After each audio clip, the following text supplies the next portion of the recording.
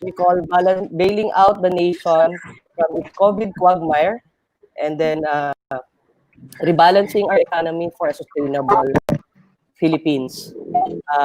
Nandito po tayo ngayong hapon at ito po ay regular na webinar na ng FDC, pangalawa po ngayong araw na ito. Nung una po ay kausap natin si Senator Risa Contiveros. Ngayon naman po mapalad po tayo. Nakasama natin ngayon sa ating webinar na ito si Congressman Edsel Lagman from the Congress also, at matagal na rin pong kaibigan ng FTC ito, ng Freedom from Debt Coalition, with regards to our mga proposals, legislative bills and resolutions that we forward sa Congress with regards to economic issues.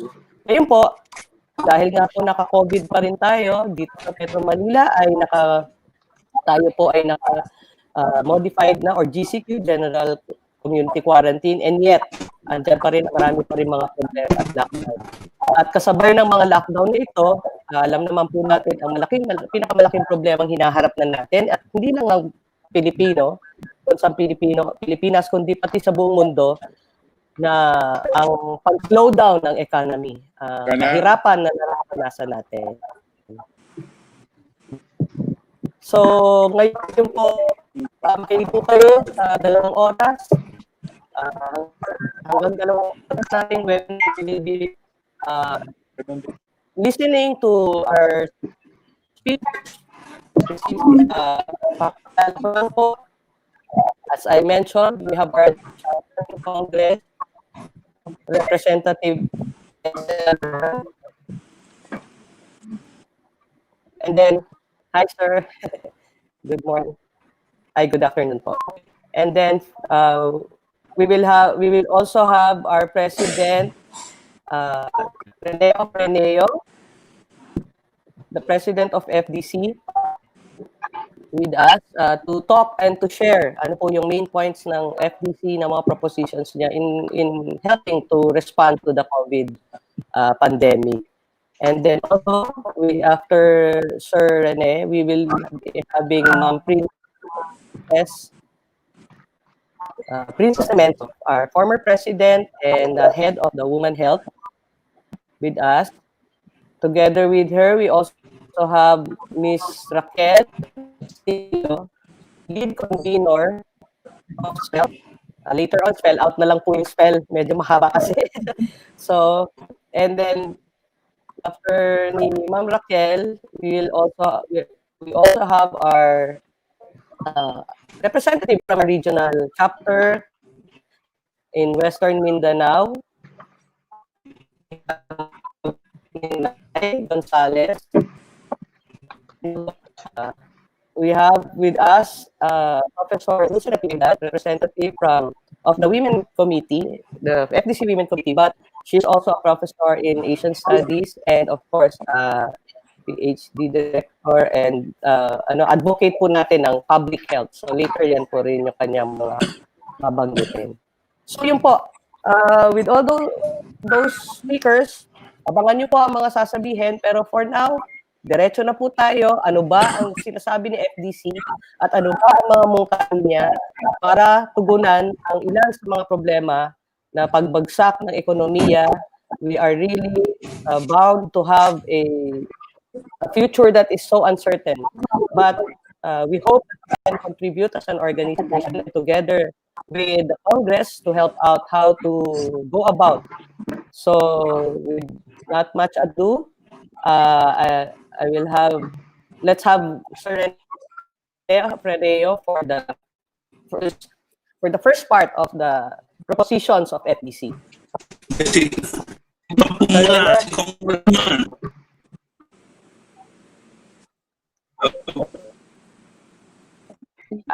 Sir?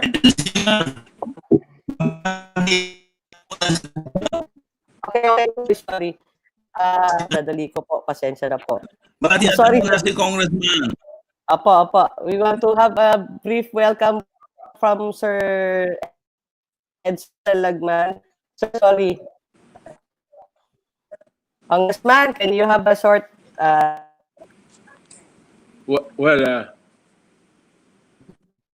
I was assigned to make us an opening statement. Can I proceed? Good afternoon to the officers and members of FDC, Go ahead. to Rene, Princess Raquel, Sina, and other presenters and reactors, to the viewing public. I am happy to dialogue with all of you on this very important issue. Even as we speak today, the COVID-19 pandemic is still rages. So much so that an economic recovery response, while immediately necessary, is at best partial and initial, as the depth and expanse of the COVID-19 quagmire, as you graphically and realistically describe it, has yet to be fully assessed and determined. Not since the Black Death decimated 60% of the afflicted populations in Europe and Western Asia in the mid-14th century has a deadly contagion devastated the world with inordinate loss of lives and crippling economic downturn than the current novel coronavirus contagion. According to the International Monetary Fund, emerging economies like the Philippines would, and I quote, need at least 2.5 trillion US dollars to weather the health crisis. This may not be an exact truism, but neither is it an outright exaggeration. To give lifelines to distraught peoples and distressed businesses, countless countries across the globe are rushing, or even many have already put in place their initial respective economic stimulus packages.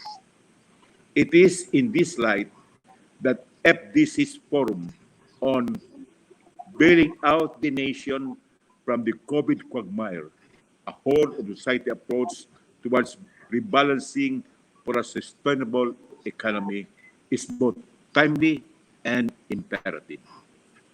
As a legislator, it is incumbent on me to report what the House of Representatives has so far undertaken to legislate an economic stimulus package in response to the pandemic, even as the Duterte administration has prioritized a repressive Anti-Terrorism Act of 2020, while the proposed economic stimulus is stranded and far from being enacted. Let me explain that an economic stimulus package must have two phases. First, while the pandemic persists at yet alarming levels, emergency assistance should be continued, allocated, and granted, like the social amelioration and wage subsidies, which I admit are palliatives and not sustainable for a long period, as well as appropriations for health interventions. And second, post-COVID-19 funding to re-energize the economy, which could start during the tail end of the pandemic, if not possibly earlier, particularly addressing the runaway unemployment. Considering that I was given only 5 minutes for this opening statement, I will discuss later the Arise, Cures, and Bayanihan Part 2 bills, which are like stimulus packages. Suffice it to say momentarily that Cures is a virtual public works act as it concentrates extensively and exclusively on infrastructure, even as it was belatedly filed at the instance of the House leadership. Arise is more encompassing and comprehensive. Bayanihan Act Part 2 is not necessary as a separate statute. There is need to consolidate, reconcile, and harmonize the three stimulus packages. The adamant and inflexible position of Finance Secretary Carlos Dominguez to peg the economic stimulus to 130 billion or 160 billion is both pathetic and unpatriotic. it is minuscule for launching a credible economic recovery program impairs in comparison to the economic packages of our Asian neighbors, which are equivalent to much more billions in US dollars. The acting NEDA Director General Carl Chua blindly supports his patron's position by insisting that a package of more than 130 billion cannot be supported by funding sources. If we have the time, we can discuss later the possible funding sources. Keeping the fiscal deficit at low levels is not a sacrosanct edict. At this time of a health and economic crisis, the country must spend and grow without any unreasonable constraints on keeping the fiscal deficit at quote, manageable unquote levels. Let us also stop propagandizing because propaganda will not arrest the pandemic nor address its deleterious consequences. Let us concentrate on substantial and ennobling response. Let us enact now an initial economic stimulus package because any further delay makes more Herculean rescuing our people and country from this pandemic quagmire. Let us enact an economic stimulus package which is realistic and viable, not with a stingy appropriation, but with meaningful outlays based on a comprehensive society approach. Let us enact an economic stimulus package which is immediately implementable upon its enactment into law and not based on, quote, a standby fund whose utilization is contingent on fund availability. Thank you. Thank you very much for Rep. Edsel Ledman. Indeed, a comprehensive stimulus package. We are wanting to do that. And then let's elaborate more. We hope for you to hear and also our public to hear what FDC is going to contribute to that. We leading for our presentation on those points. I will call on Sir Rene of Reneo to present our FDC positions or proposals with regards to surviving the pandemic, building a sustainable Philippines. Go ahead, Sir Rene, while I work out your sharing. Sige po, tuloy na kayo, sir.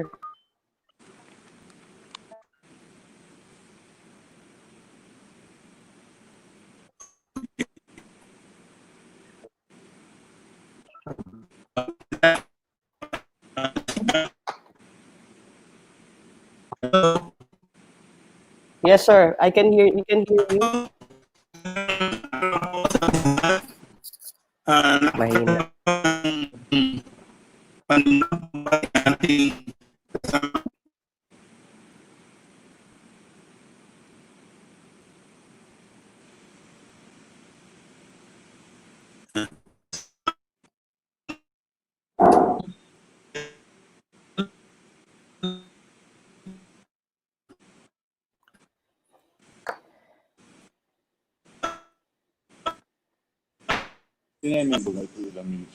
Yeah. Sir, medyo pakiayos konti ulit yung inyong audio lang, sir. We cannot hear you.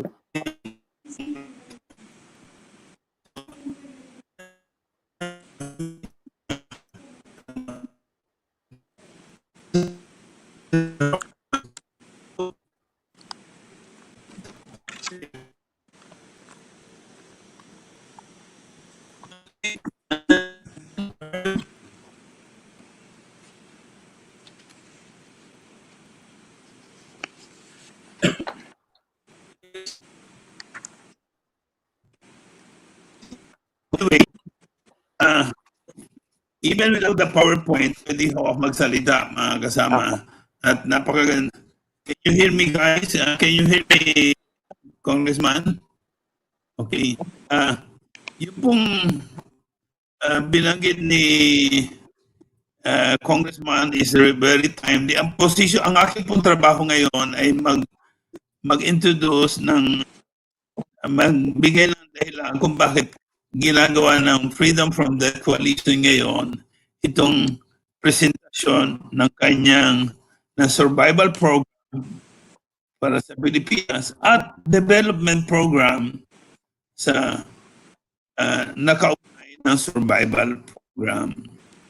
So, ito na po ang aking PowerPoint. Next slide, please. Una po sa lahat, alam naman natin, we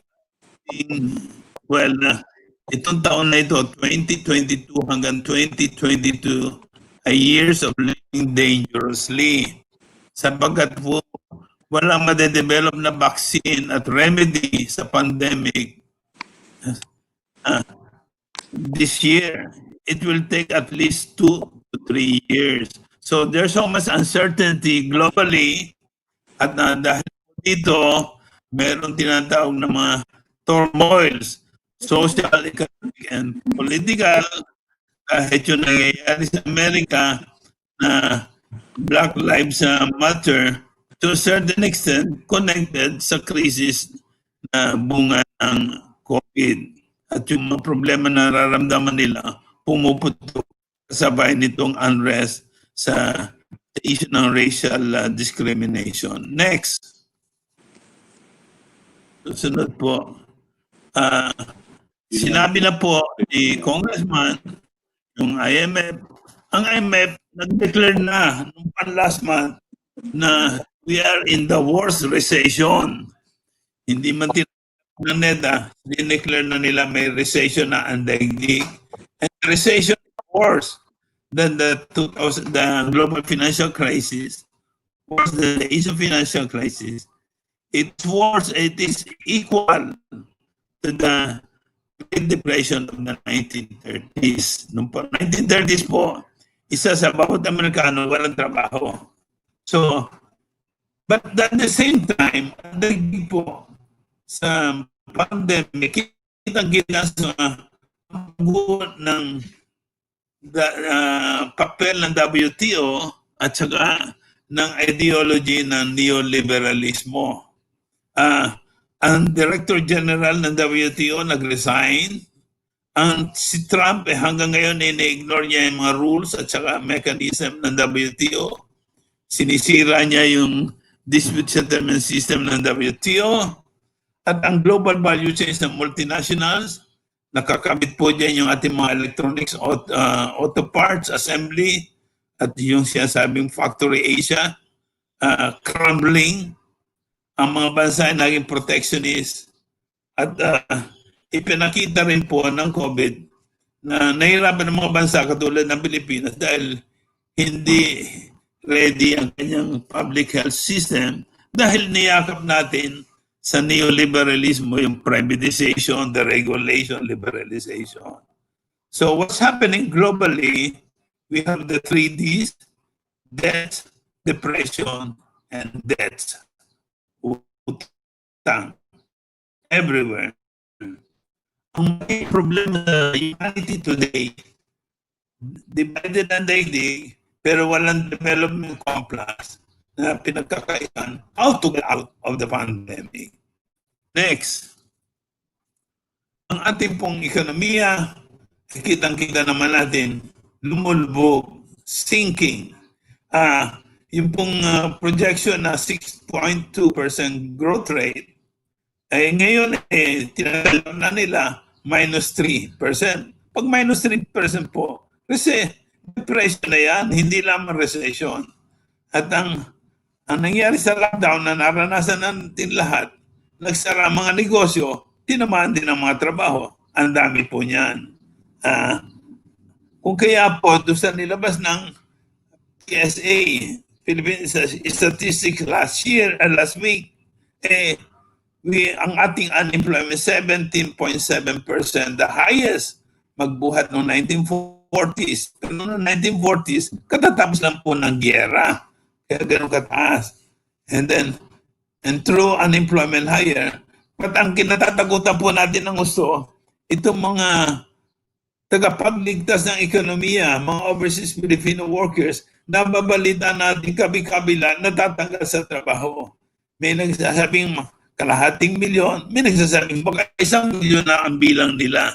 At nakauwi na po marami, pero yung tens of thousands na nasa cruise shipping industry, talagang nag-uwi yan. Export industries po natin, tinatamaan. Domestic manufacturing, tinatamaan.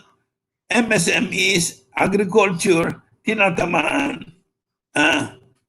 Sa maikling salita po, napakalubha ng krisis sapagkat wala namang sektor ng ekonomiya na parang siyang magliligtas sa kabuuan. Hindi katulad nung Asian crisis, nariyan yung OFWs, pero ngayon Asian OFWs. So, susunod po na sitwasyon, nais namin i-highlight sa FTC, ang pinakamasakit, ang pinakamasaklap ang nararanasan ay mga informals, yung mga nasa informal sa mga poor communities. At salamat sa mass media, nung COVID, nung lockdown, lumabas yung issue ng informal economy. So ito po, ang kasabihan nila, isang kahig, isang tuga. Ngayon po ay kahig ng kahig, walang matuka. And ang socialist system, alam niyo naman ang nangyari dyan, hindi naabot ng marami na hindi nakalista. Ambulant vendors, construction workers na gumagala, migrant families, Islamic street dwellers. So sa kabuuan po, nais namin i-highlight, ito ang mga malaking grupo na magagawa na disrupt ang buhay. Yung livelihood ng mga informals at informal communities, yung mga endos na tinatawag at contractuals, ang dali-daling na-displace nila. At yung mga regular ngayon, natatakot din sila baka mada-downsize. And yung mga micro-businesses po, solo, family group, and small enterprises, katulad po dyan, mga maliliit na tindahan, maliliit na restaurant, at opisina. Next, yung response po ng gobyerno naman, parang top-down.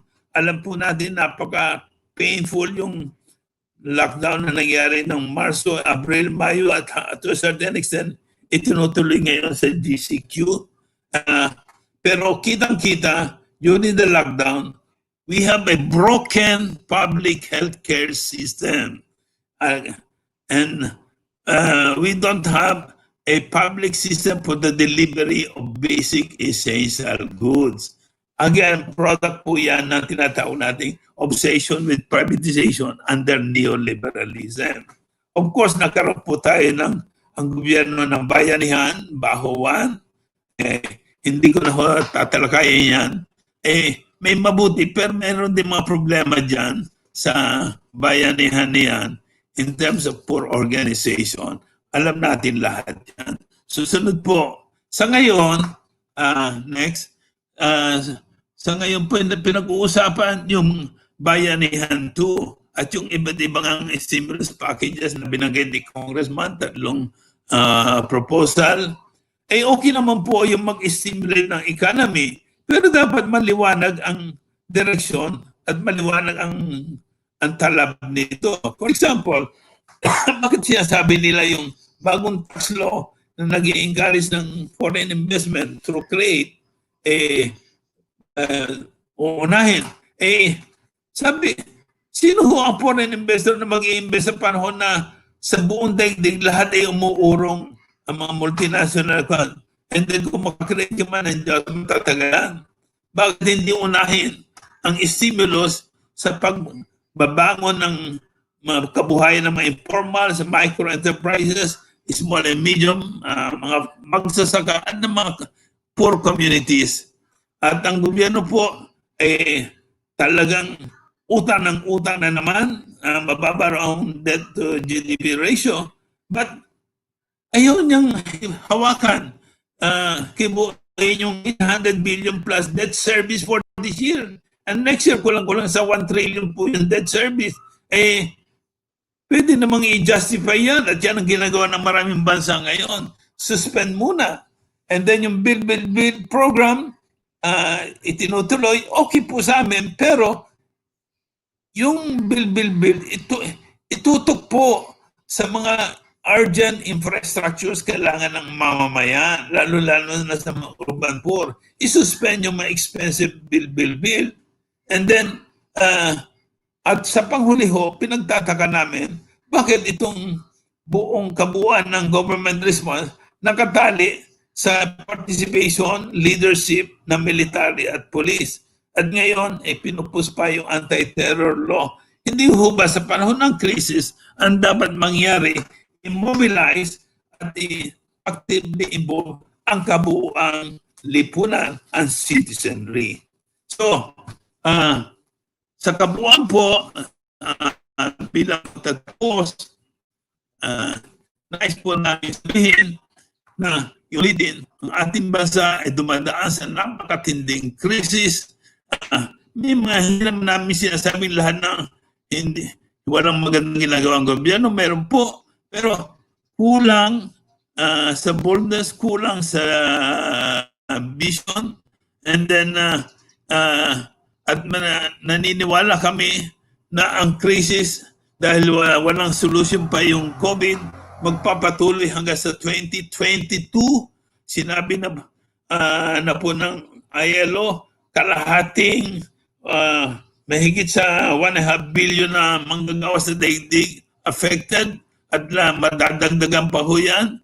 At ang bansa po ay nakakaharap sa sustainability issues, social inequality, wasak na kalikasan, crumbling economy. Yan po yung nakikita na namin nung bago mag-COVID, lalo naging matindi ngayong may COVID. So, ang aming panawagan, mahal na Congressman, mga kababayan, gamitin ang krisis as bilang oportunidad para ang bansa ay magsulong ng alternative development blueprint. At kaugnay po nito, nais namin ngayong hapon ang isang programa for people's survival at isang programa for people's sustainable development. Maraming salamat po. Thank you very much, Sir Rene. Diretso, tatawagin ko po ngayon si Ma'am Princess para naman dun sa main points nung binanggit ninyong dalawang major points na gustong sabihin ng FDC, ang people survival. How do we survive as a people under this pandemic now we call COVID? Ma'am Princess, unmute po, mag-unmute po kayo. We cannot hear you. Yeah, okay. Narinig Yes, na okay. ako. Okay. I'll The be ready with your COVID-19 presentation. coronavirus spread like wildfire into a pandemic that overwhelmed and devastated even the best health systems, as one media report put it. But countries with a stronger health system have fared better. Following WHO guidelines, the Philippines adopted containment measures, social distancing, and health protocols, the washing of hands with soap and water. But all economic and social activities ground to a halt. The pandemic surfaced the glaring inequality between the rich and the poor, marginalized sectors of our society. In this situation, the latter suffered loss of jobs and income, livelihoods while living in shanties in crowded communities, and were thus exposed to greater risk of infection and starvation. The overwhelming clamor of the people today is how to ease their sufferings today and tomorrow. The overriding question, how can government and society do better in securing lives, jobs, livelihoods, and communities? To the poor, marginalized, informal workers and the precariat in the labor market, nabanggit na, the endos and the contractuals, and especially for the older persons, working women, solo parents, and the PWDs, these questions are urgent. How can they survive in COVID times? How can they be assured of food and health care? How can they get back the jobs and livelihoods lost to the quarantine rules? How can they get more out of depreciated jobs and livelihoods? How can they keep their families and communities healthy, and intact. The following are our uh, um, proposals.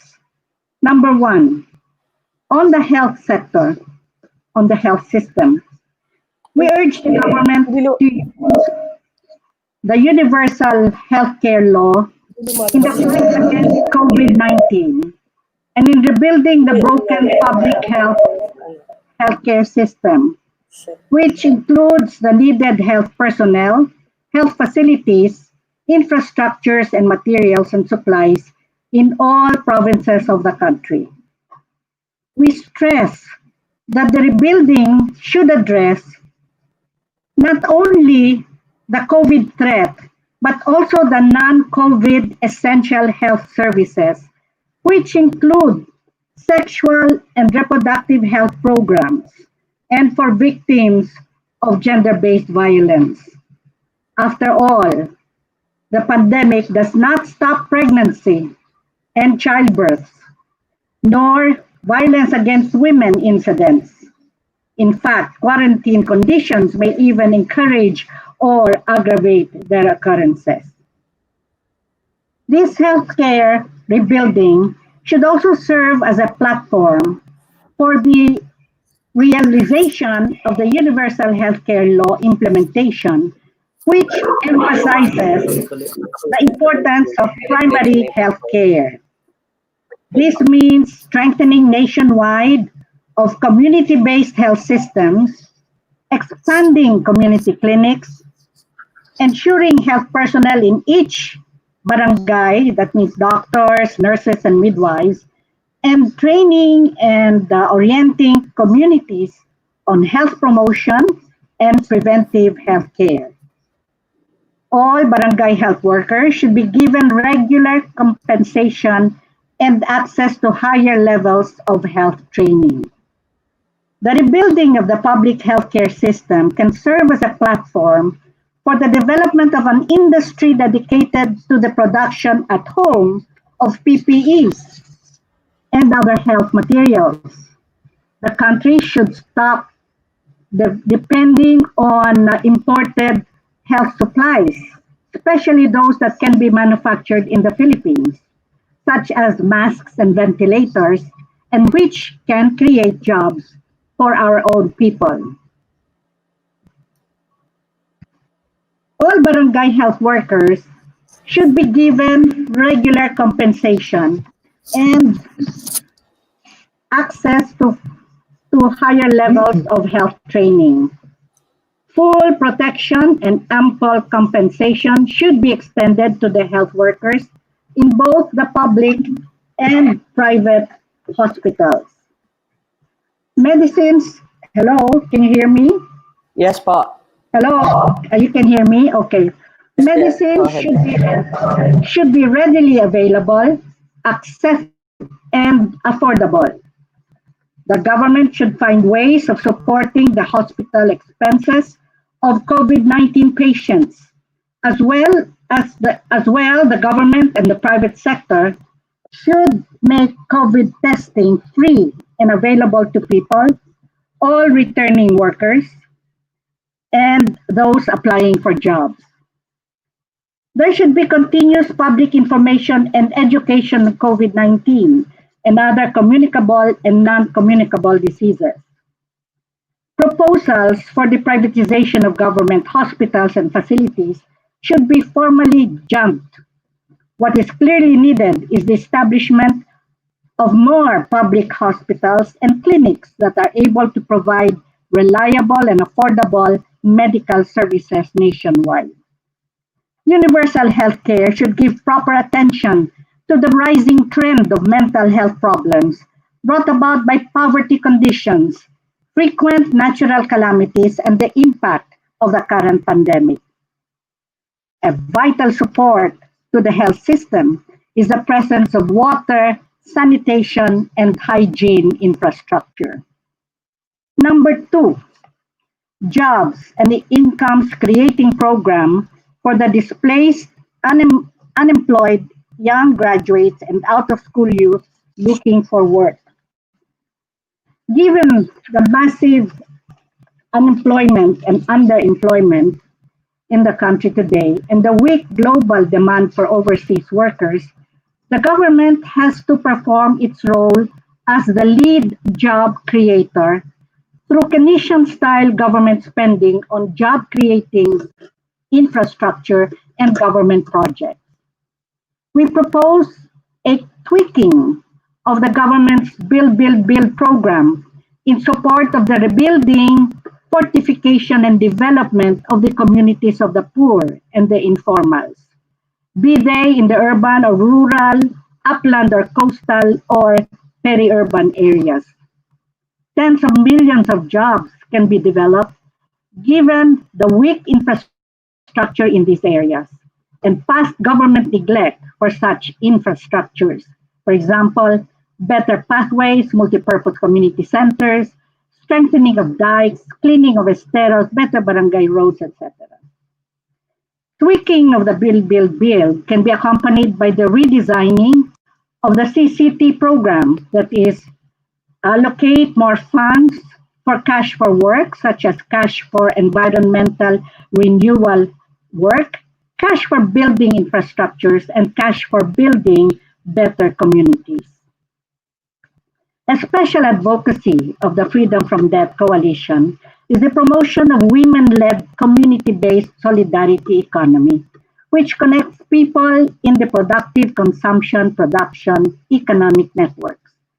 Solidarity economy revolves around the triple concepts of Damayan, Bayanihan, and Tangkilikan. This program of solidarity networking should get government and civil society support in terms of credit, technical, and digitalization assistance.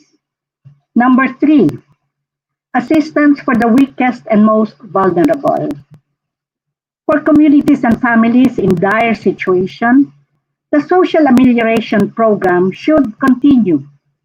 However, weaknesses in implementation and delivery, as bared during the lockdowns, should be avoided. These include reliance on limited CCT listing and outdated PSA statistics of 2015. As much as possible, all families living in the different households, registered or not with the barangay, should be given assistance without any exception.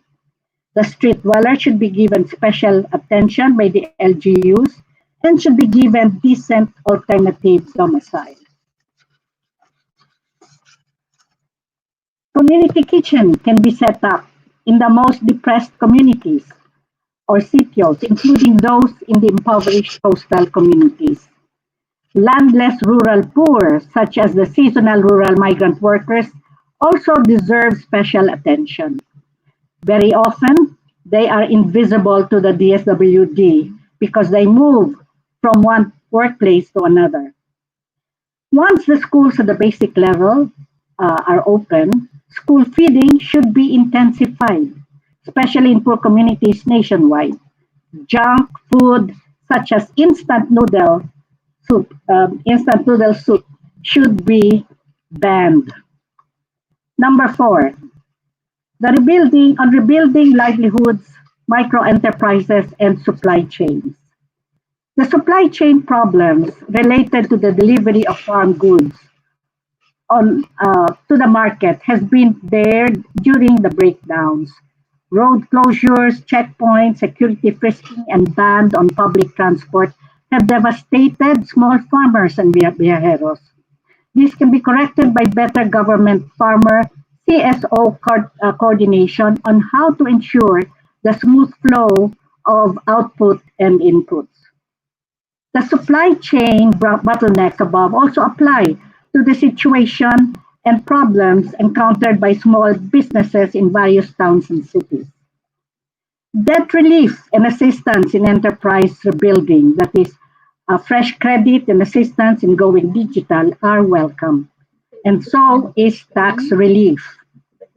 Baho 1 and Baho 2, as well as NEDA's Recovery Resiliency Program, talk about assistance to the micro, small, and medium enterprises.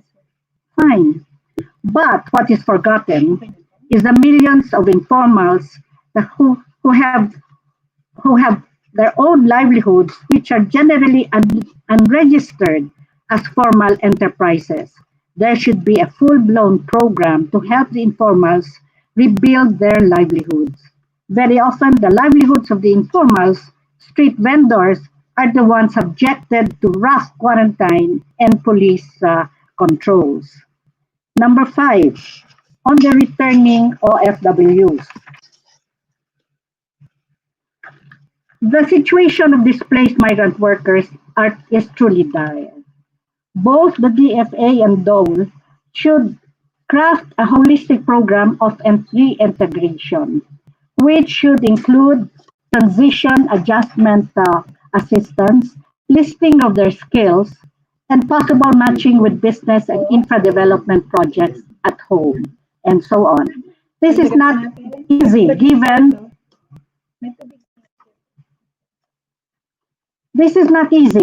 given the bad labor market at home, but this is a must task. In this regard, DOLE and DFA should enlist the support of the organized OFWs themselves, either other CSOs and the LGUs on various possibilities in job creation for OFWs. For OFWs with savings, the DTI and LGUs and CSOs can help in terms of advisory and technical assistance on how such savings can be transformed into productive investments in COVID times. During the time of VP, Vice President Teofista Gringona, for example, it was proposed that OFWs with substantial savings should pool their savings so that they can bid in certain infrastructure projects. For example, building of community hospitals, school buildings, public markets, and so on. Yes, public OFW partnership, it's not just public corporate partnerships. Number 6, finally, consulting and asking the people on survival proposals. The challenge to Philippine society is how everyone, rich and poor, can survive the COVID crisis together. The pandemic has shown that the survival of the richest depends on the survival of all. Now how everything comes top down. How does everything come top down? The few technocrats in government cannot assume that they know what is best for all. No one can claim monopoly of what is right. The truth is that people at the laylayan have ideas on how society as a whole can survive. In fact, they are survivors in an economy that is unequal and harsh to the poor and the informals. The least that the government can do is consult, dialogue, and seek survival solutions with them, barangay by barangay or community by community. Transform whole of government top-down governance on the crisis into a whole of society partnership.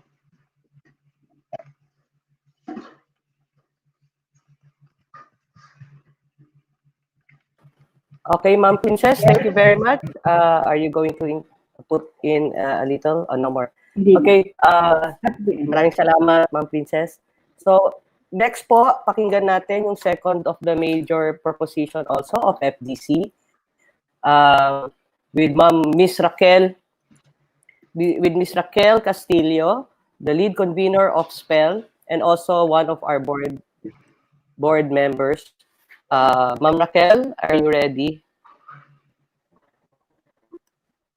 Okay. So, go ahead, Ma'am Raquel. You can control or ako na po ang Magandang... ikaw na? Sige. Magandang hapon po sa inyong lahat. Magandang hapon sa aming mga kasamahan sa network ng FDC. Magandang hapon kay Representative Edsel Lagman at salamat sa pagsali nyo dito sa aming ginagawa ngayon So kanina nagbigay ng proposyon ang FDC, proposal niya kung paano ang People's Survival Plan. Ngayon naman, ang ibabahagi ko ay ang People's Plan for a Sustainable Economy.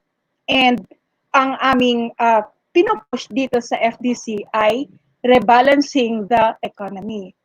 At makikita ng lahat na ang dami-dami na sinasabi yung buzzword ngayon na new normal. Pero do we rebuild and maintain this pre-COVID economy?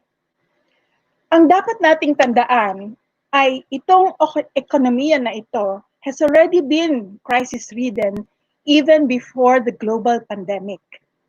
It is unsustainable environmentally, economically, and socially. And COVID, the disease, is actually a part of the WASH problem, water, sanitation, hygiene. And WASH, in turn, is part of a larger destruction of the environment, and the environmental emergency, in turn, is directly related to the unchecked profit-taking by the big corporations under an unequal national and global order promoted by neoliberal companies. Despite high GDP growth sa nakaraang mga taon, the Philippine economy remains maldeveloped, with majority of the population still wallowing in poverty and low standard of living. Next slide. What the pandemic has done actually ay to magnify the maldeveloped character of the economy. For example, the country cannot even produce simple protective health and safety materials, as Princess has mentioned earlier, and as a result, is unable to undertake comprehensive health response. Kaya maaaring magkaroon pa tayo ng second wave, potentially a third wave, dahil sa kakulangan natin ng ganitong mga facilities and capability to respond. Okay. So ano yung itsura ng pre-COVID economy natin? Itong tinatawag na ng FTC na maldeveloped economy. Anong characteristics niya? So it's characterized by the following realities. Una, remittance-led growth, stagnant industrial development, collapsing agriculture, import dependence, environmental degradation, galloping inequality. And these are the reasons why Freedom from Debt Coalition is pushing has been pushing even in the pre-COVID period already, a blueprint for an alternative economy, what we call a people's economy. Pero ngayon, in the coming weeks, months, and even the few years from now, the economic problems of the country are bound to intensify with the weakening of overseas labor markets and the crumbling globalization. So, clearly, panahon na ngayon para i-rebalance ang economy. Anong ibig sabihin namin ng rebalance? At bakit rebalance ang ginagamit naming termino? Rebalance ang pinili naming termino para i-push ang economy into what we want it to be, because it proposes to do away with the lopsidedness. Dati kasi, ano yan? Imbalance yan. Merong makikita natin non-inclusion, inequality, unsustainability, kaya lopsided. Ngayon, gusto nating balansehin at ibalik ito na nakasentro. People's needs are front and center of that economy, not far down below, waiting just for trickles. So this COVID provides, as said earlier by Serene, the countries provided an opportunity to undertake a historic rebalancing. So I will discuss discuss 5 doables o 5 lang that we can do para i-rebuild yung economy. Yung number 1 niya is build and rebuild the economy. And actually, this is to address its structural weaknesses. This means, una, i-repudiate natin yung gusto ng government technocrats to simply, basta ganun na lang, open up the economy to so-called free flow of capital and goods. Pangalawa, yung so-called na structural adjustment programs na ginawa sa atin noong mga nakalipas na mga dekada, baka gawin na naman ngayon, did not work. Those did not work. Yung mga impositions sa atin ng IMF World Bank. So, instead of this neoliberal policy regimes, we propose the following. Okay, so under pa rin ito ng build and rebuild the economy. So these are mga elements. Although of course, meron pa yata, yan, hindi lang makita yung pinakababa yata dun sa slide. Pero sige, babanggitin na lang natin mamaya itong mga elemento na ito. So 7 elements, okay? Sige. So next slide. Isa-isahin natin muna ito. 7 elements to build and rebuild the economy. Una, relaunch the Philippine industrialization at an accelerated pace. Okay? So COVID rise as the platform to build industries supportive of the health sector and the food sector. At kitang-kita natin at na napakahalaga ang mga sektor na ito as exposed by the COVID crisis. Okay, we need to push the long-delayed industrial integration program. For example, yung napag-iwanan natin ng mga steel, wala na. Shipbuilding, gayong tayo ay archipelagic country, and other industries. Yung ating malaking domestic market, halos kasing laki lang tayo ng market ng Vietnam eh. Mas konti pa nga sila, mas marami pa nga tayo eh. This should be able to support rapid industrial diversification, especially the development of industries aimed at replacing the country's trade deficits. So, yung halimbawa, yung mga existing industries natin, like semiconductors, electronics, dapat naman sana i-nudge natin ito into higher stages of the value chain ladder. Okay? Yun yung under rebuilding the economy. The second point is we need to relaunch Philippine agricultural modernization. Food sovereignty cannot be achieved. And not even food security. Ito yung sinasabi ng gobyerno, food security, no? Kahit yun, hindi rin. If we continue the foolish neoliberal program of agricultural deregulation as exemplified by the country's disastrous rice trade liberalization program. Isa yun. Pangalawa, we should adopt a farmer-centered but holistic of agricultural development. This means, among others, the transformation of farmers and agrarian reform beneficiaries, especially the women. Lalo na sa ating people's economy, sinasabi sana namin, sana mas malaki dito ay women-led. At sila mag-leaders dito sa agricultural modernization din. Kasama sila doon. There should be an end to land banking by the few realtors na mga bilyonaryo ngayon. An end to farmland conversions and the adoption of the long-delayed but what we need development-oriented national land use policy. Next slide po.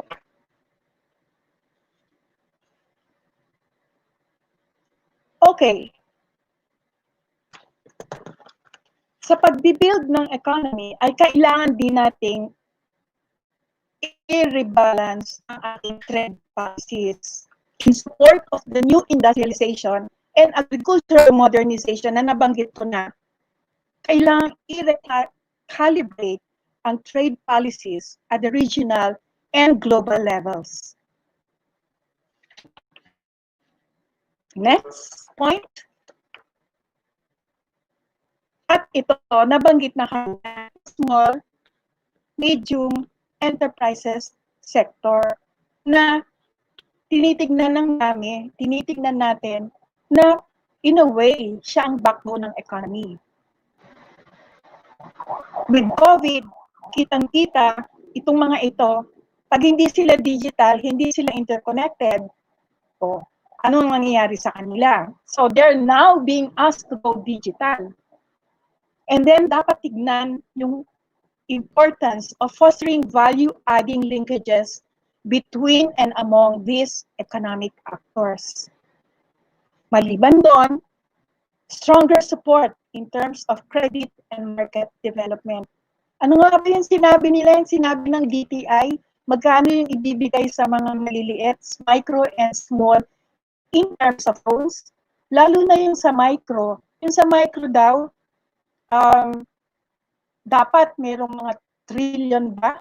3 million na assets. Micro nga ba yun? So, kailangan silipin natin sino ba yung mga kasali dyan at sino ba yung pwedeng bigyan ng credit. At hindi lang yung collateral mentality. At finally, corporate monopolies should not edge out community-based MSMEs. Okay, next. Tapos na yung MSMEs. Okay, yung susunod na punto, pang-5 punto, under rebuild the economy. We need to accelerate development of an affordable and efficient public mass transport system. Ayan. Hindi lang yun, kailangan tignan yung logistics at transport of domestic goods. At kitang-kita natin ito, nung nangyari yung COVID at yung lockdowns, na hindi ma-transport ng ating mga food producers yung kanilang mga harvest, ano nangyari? Di nagkanda bulok-bulok. Transportation is crucial and has huge impacts on the way workers are able to participate in economic production. No? And if inefficient or lacking, they cause tremendous losses to the economy. A recent survey shows that 77% of working age Filipinos say that they are severely burdened by the lack of transport. Okay. Dapat natin tignan itong second point. Dito sa slide, we have a key role to partnerships that will allow our farmers, our fisher folk, and transport groups to come together in a partnership para mas madali na madala yung kanilang direct consumers. And given that our Philippines is archipelagic, as I've said earlier, kanya yung local shipping industry natin, no? Yung transport system natin using the waterways is really very underdeveloped. Next slide. At ang huling punto dito sa rebuilding economy, we need to build up sustainability in the services sector. Meron pa pala, no? Meron pa palang pumasok dito, no? Una ito, publicly supported digital connectivity. Nakita rin at very strongly protected dito.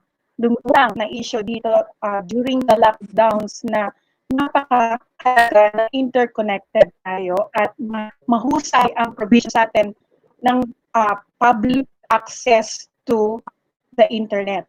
At makikita to sa quick and coordinated responses of different agencies to the pandemic and the need to strengthen interlinkages of the economic actors dun sa, lalo na dun sa lokal natin na abot ng mahusay na internet.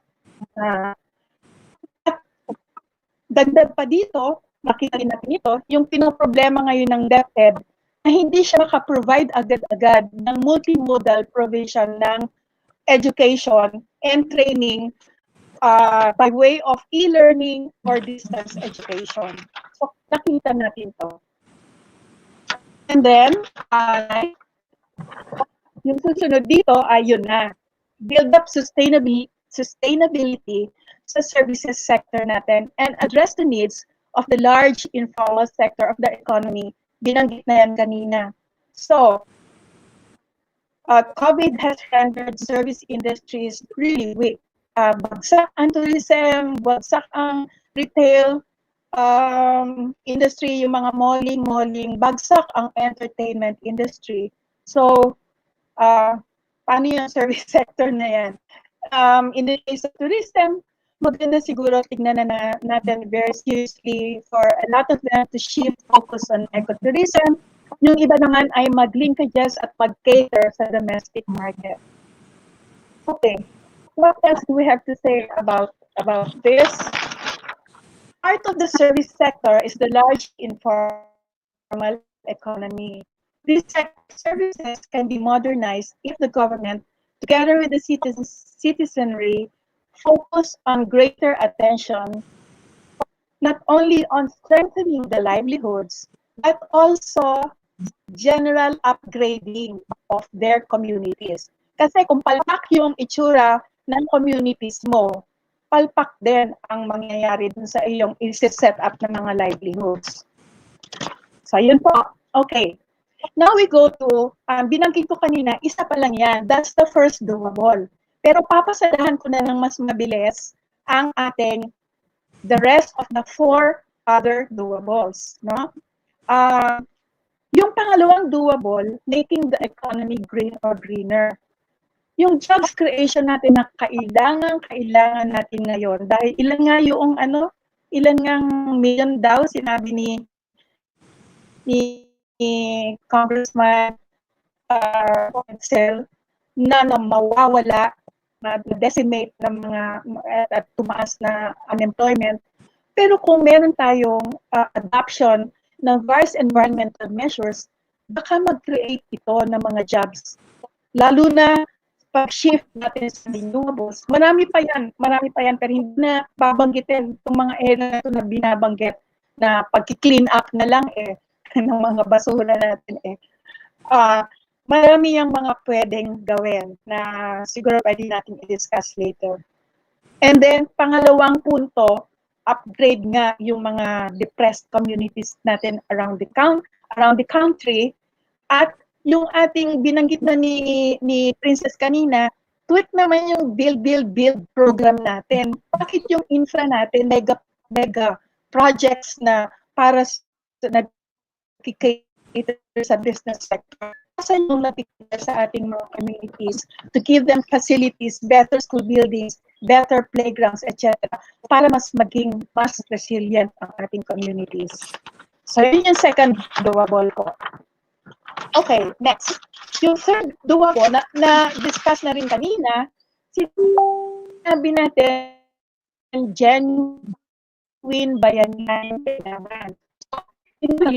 Since nabanggit na, pasada na lang yan, working poor and entrepreneur poor should unite. At paano natin sila matutulungan dito sa sustainable economy? Paano natin matutulungan na sila yung magkita-kita at mag-unite?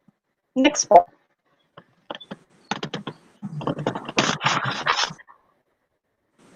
Fourth doable, program for sustainable finance. Ito medyo hindi pa napasdahan ni kanina. Although konti si Sir Rene.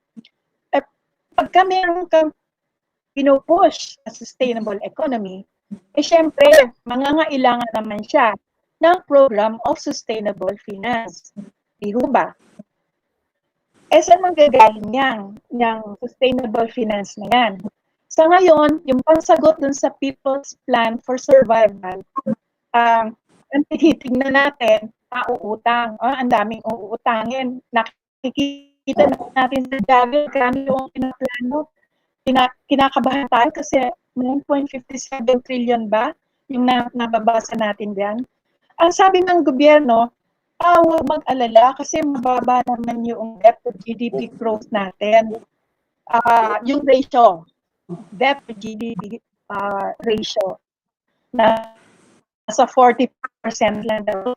So, huwag mababahala sa ganung punto. Kaya lang, tignan natin, saan manggagaling yung iba pang revenues? Sa iniisip na another area of pinanggagalingan ng revenues in the past years, yung ating overseas Filipino workers. Pero alam natin lahat, ilan yung uwi ngayon? Ilan yung na-repatriate ng mga workers natin, OFWs natin? Di ba?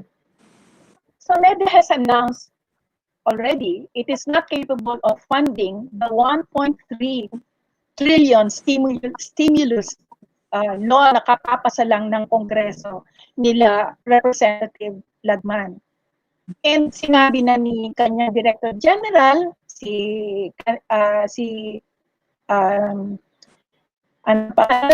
Kendrick Chua, Carl Kendrick Chua, na it would be imprudent to rely mostly on borrowings. Agree kami dyan. It would be imprudent talaga. In fact, what FDC would like to push is that pwede ba i-review natin ang ating automatic appropriations law? Pwede ba tingnan uli natin yung social audit of debts natin na actually sinimula na ng Kongreso at the committee level ba yan or what level, pero actually sinimula na pero hindi natuloy, naudlot. At pwede ba tingnan din natin yung progressive taxation? Correcting regressive taxation na meron tayo na supposedly kinorek na daw noong train 1, pero feeling natin na kulang-kulang at ito, naman sa atin, ito create na dating sitira, di ba? Bakit hindi natin pag-isipan to consider how mag-draft o busisiin, pwede ba ang wealth tax? Pwede ba natin i-tax ang ng 1% na lang ang top 50 richest families ng Pilipinas sa kanilang wealth? Isa yung palasipan at isang gusto talagang i-propose ng FDC pero pag-aaralan din munang mabuti. So itong create, siguro madidiscuss natin later with Representative Edsel, ano ba yung ipoposition natin against this kasi talagang mawawalan. Actually, ang malulus natin in terms of revenue, total revenues will be foregone revenues will be 259 billion. Sa halip na nagkaroon tayo, if we do this create, 259 billion naman mawawala. Ang sabi doon, isasama daw dyan sa create yung pag-support dun sa Balik Probinsya program. Nililink ito nga doon. Siguro, ang magandang tignan dito ay kung itutuloy pa rin, aalisin yung fiscal incentives, hindi siya extend ng 2 years. Instead, baka pwedeng i-consider, pag-usapan natin sa ngayon at sa FDC, pwede bang bigyan yung mag-locate ng mga companies hindi sa sa probinsya pero hindi sa highly urbanized cities, maybe that's okay and extend incentives for them but not for hindi tayo hindi tayo okay dun sa another 2 years na extension. Anyway, so next and final, fifth and final doable, whole of society framework with people at the center. At ang gusto nating mangyari dito ay mobilization and active participation of the entire citizenry para isulong itong ating people's economy at i-address ang pandemic. Whole of society framework. So people should be at the center or the focus of development as well as main agents of development. Hence, democratic consultation towards active partnerships with workers, farmers, and their organizations is a must. Government has responded to the COVID crisis by using a whole of government approach. Pero FDC, the Freedom from Debt Coalition, insists that only a whole of society approach will work. Thank you po.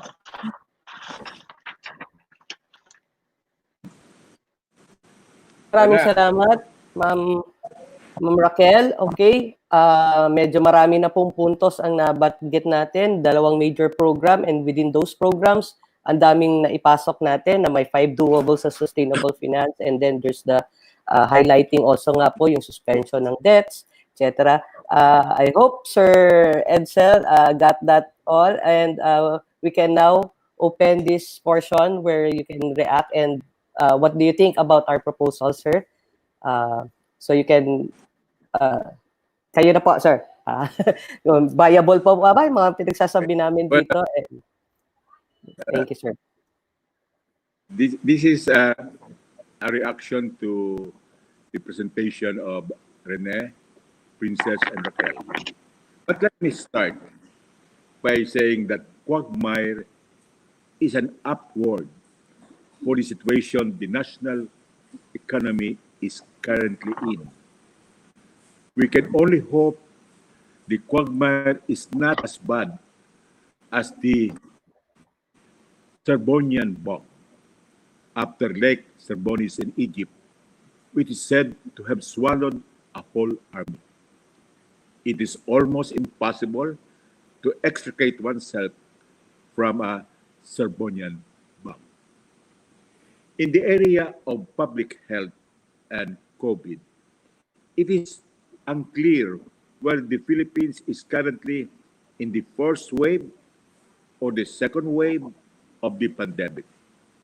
Perhaps we are only in an enhanced or modified enhanced first wave. First wave or second wave or even third wave, we hope that we are already in the last wave, which we pray will not be a tidal wave or tsunami that will sweep us all. Another interesting term mentioned in the presentation is neoliberalism, which may be thought to be the second wave of economic liberalism or capitalism. The first wave may be traced to as early as Adam Smith in his famous treatise, Wealth of Nations, a doctrine of free market or laissez-faire. It gave the major role in economic activity to the private sector, leaving to the public or government sector. In his celebrated book, The General Theory of Employment, Interest, and Money, John Maynard Keynes, regarded as the father of macroeconomics, assigned a major role in the public or government sector. Demand, he argued, would have to come from the government or public sector. Roads and bridges would have to be built for no other than to create jobs for construction workers. This gave rise to the old joke that, according to Keynesian economics, to create jobs, a government should build a bus. To create even more jobs, the government must dig a river underneath the bridge.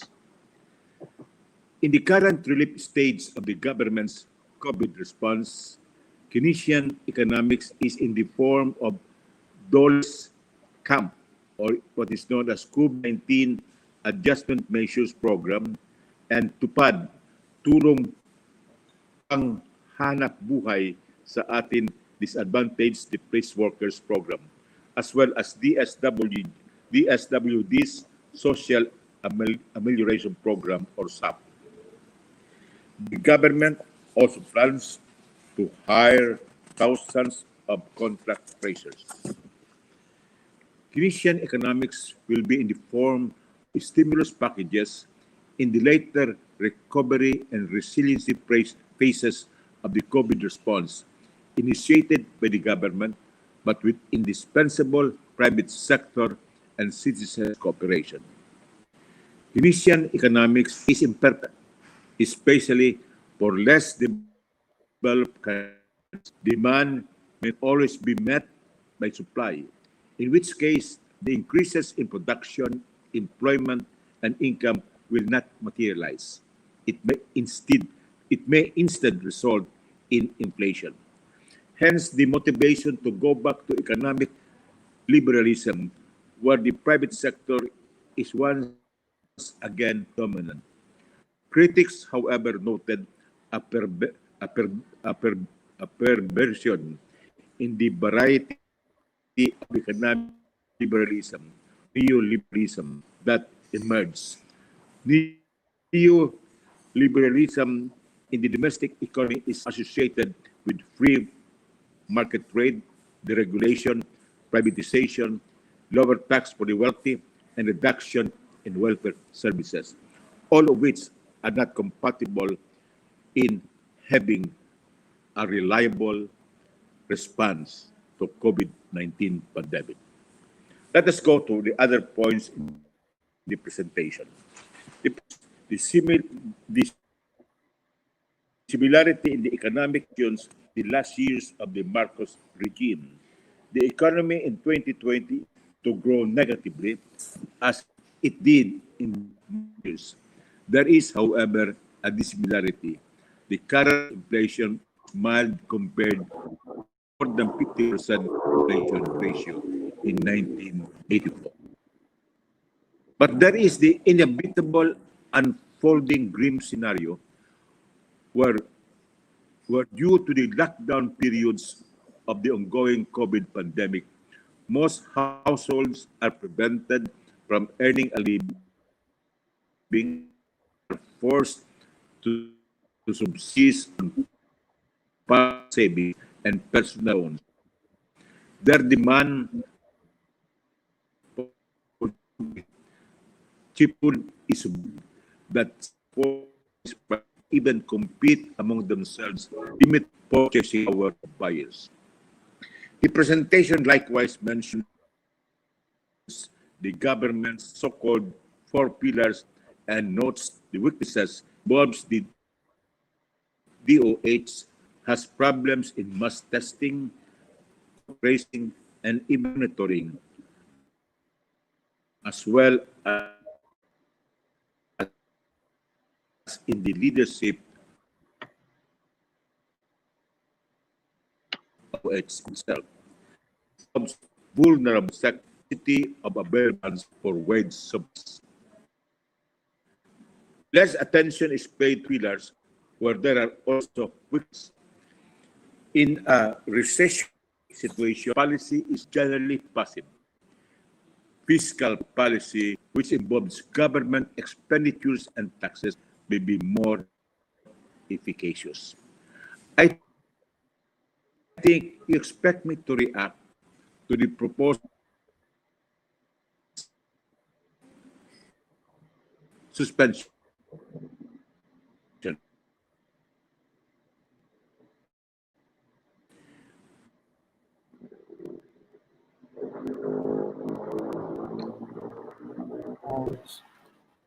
Sir Edsel, I think we lost you there. Can naghang po kayo, sir? Can we will we get back to you after a few moments? But just to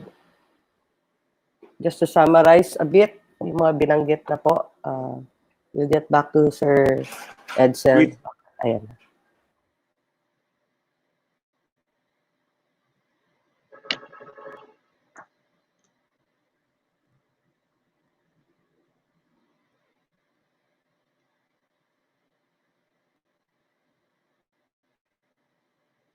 Medyo naghang po. Balikan natin si Sir Edsel later.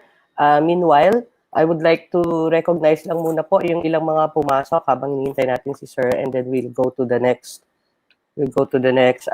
round ng talks. But we have our media with us right now, si Ma'am Kai from Business Mirror, Kai Ordinario, and also Bruce Rodriguez of ABS-CBN. Dalawa po. May papasok pa raw na dalawa pa, but we're waiting. Okay lang po. You can record what's happening here, and this is also live stream right now. We are waiting for comments and reviews from our viewers. Meanwhile, let's check if Sir Edsel is okay para makumpleto niya po yung sinasabi. And later on, isama na natin siya sa dagdag na reaction din doon sa susunod na dalawang speakers pa natin. And we will have an open forum. So, okay, nakahang pa nga si Sir. So let's move on muna. Balikan na lang natin si Sir Edsel. May I now call on for the next round yung ating talk. We would like to see ano naman po ang itsura sa ating areas and chapters. For this webinar, we are featuring ang ating Western Mindanao. We have a chapter there covering Pagadian, Zamboanga, basta marami tayo sa Mindanao. Papaliwanag na lang po. Let's all welcome para mas mabilis na lang po tayo. Miss Inday Gonzalez, our Secretary General of our Western Mindanao chapter. Hello po, magandang hapon. Klaro po ba? Hello. Okay. Hello. Okay. Okay. Magandang hapon po sa lahat ng mga kasama sa FDC, mga kasamahan sa mga region, sa mga chapters, Davao, Cebu, Negros, Iloilo, at saka kay Representative Edsel Lagman. Sitwasyon po ng region, covered po ng Western Mindanao region ay ang Misamis Occidental at saka Zamboanga del Sur.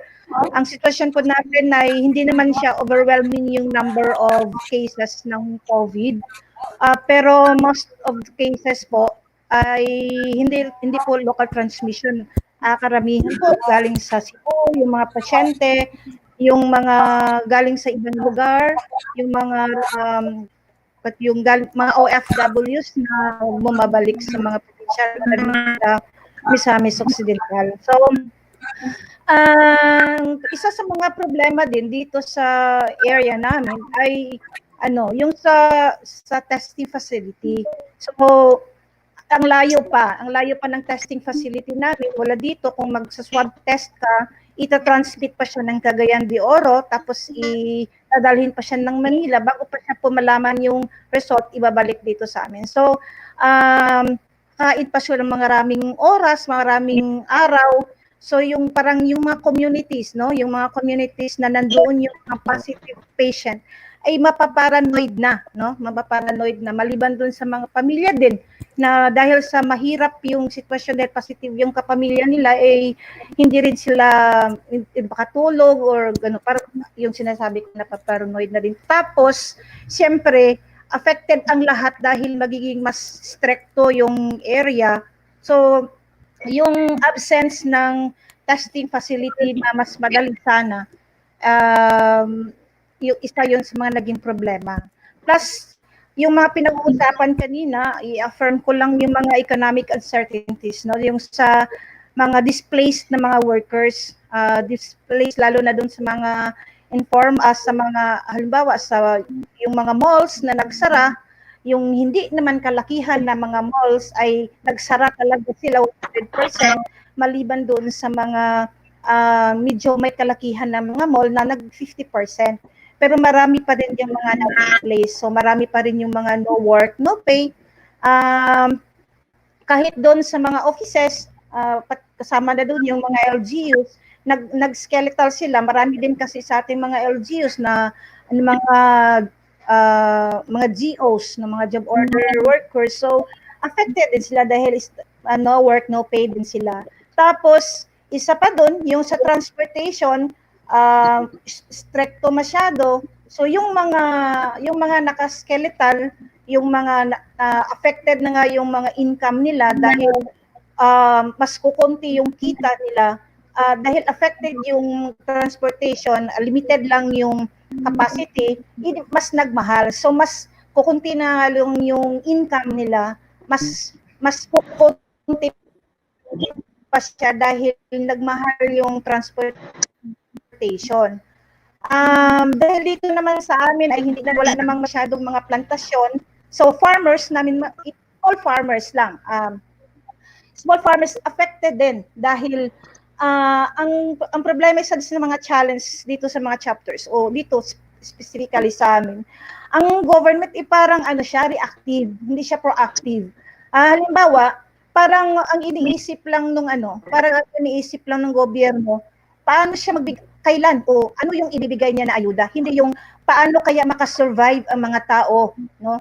So ibig sabihin, kung hindi magbibigay ng ayuda yung gobyerno, parang magugutom yung mga tao. So yun yung problema natin. So halimbawa yung mga farmers natin, kung hindi sila maaabutan ng ayuda dahil hindi nga sila makamarket ng mga produkto nila, maliban sa hindi sila makamarket, magiging limited din yung production dahil hindi sila makalabas dahil doon sa stay at home. So magiging limited yung production nila at saka mahihirapan sila i-market yung products nila dahil karamihan ay yung sa mga single motor, yung tinatawag namin dito na habal-habal. No? Isa din sa mga challenge dito, yung papel ng mga civil society organizations. Walang kahit napatunayan na natin na nagiging partner tayo ng mga LGUs, ilang dekada na ang mga nagdaan, pero hindi pa rin naisip, hindi pa rin na-recognize yung presence natin o yung capacity natin para maging partner ng LGUs dun sa pagharap ng pandemic. So, yun, yung mga yung nasabi ko kanina na ang government namin dito pasyadong reactive, hindi siya proactive kasi kahit sa mga ayuda na binibigay nila, wala yung parang walang mga gamot, yung parang habang hindi pa sana nagkasakit yung mga pamilya, dapat may binibigay ka na para hindi na magkakasakit yung mga tao, pero binibigay lang nila bigas at saka yung mga dilata. So parang sinasabi na bala kayo diyan. Parang ganun yung mga nangyayari. So, yun, yung sitwasyon natin dito. At saka yung sa mga workers, wala ding policy yung government o yung parang mandato sana sa mga may-ari ng mga negosyo, lalo na yung mga nagsara, na mandato para isiguro na mga workers nila kapag nag-close sila ay may matatanggap sa mga employers nila or yung sa mga may-ari ng mga businesses. So yung mga workers ng mga nagsarang mga office or mga nagsarang negosyo at the mercy of their amos, no? So hindi obligado. So maganda kung yung amo nila ay mabait, pero kung hindi mabait, parang wala silang maaasahan na suporta. Sinasabi na rin ito kanina, yung mga health insecurities. So tulad din dito, ayaw naman talaga ng mga tao lumabas dahil hindi takot sa COVID-19 dahil pumapatay talaga siya, pero dahil kailangan niyang kumayod, dahil yun na nga, parang ang gobyerno natin parang ang saya-saya na nila pag nakapagbigay sila ng dalawang wave ng ayuda, kunting-kunti lang yun. Pero dahil kailangan mabuhay yung pamilya nila, kaya kailangan nilang lumabas. So pati yung mga drivers, pati yung mga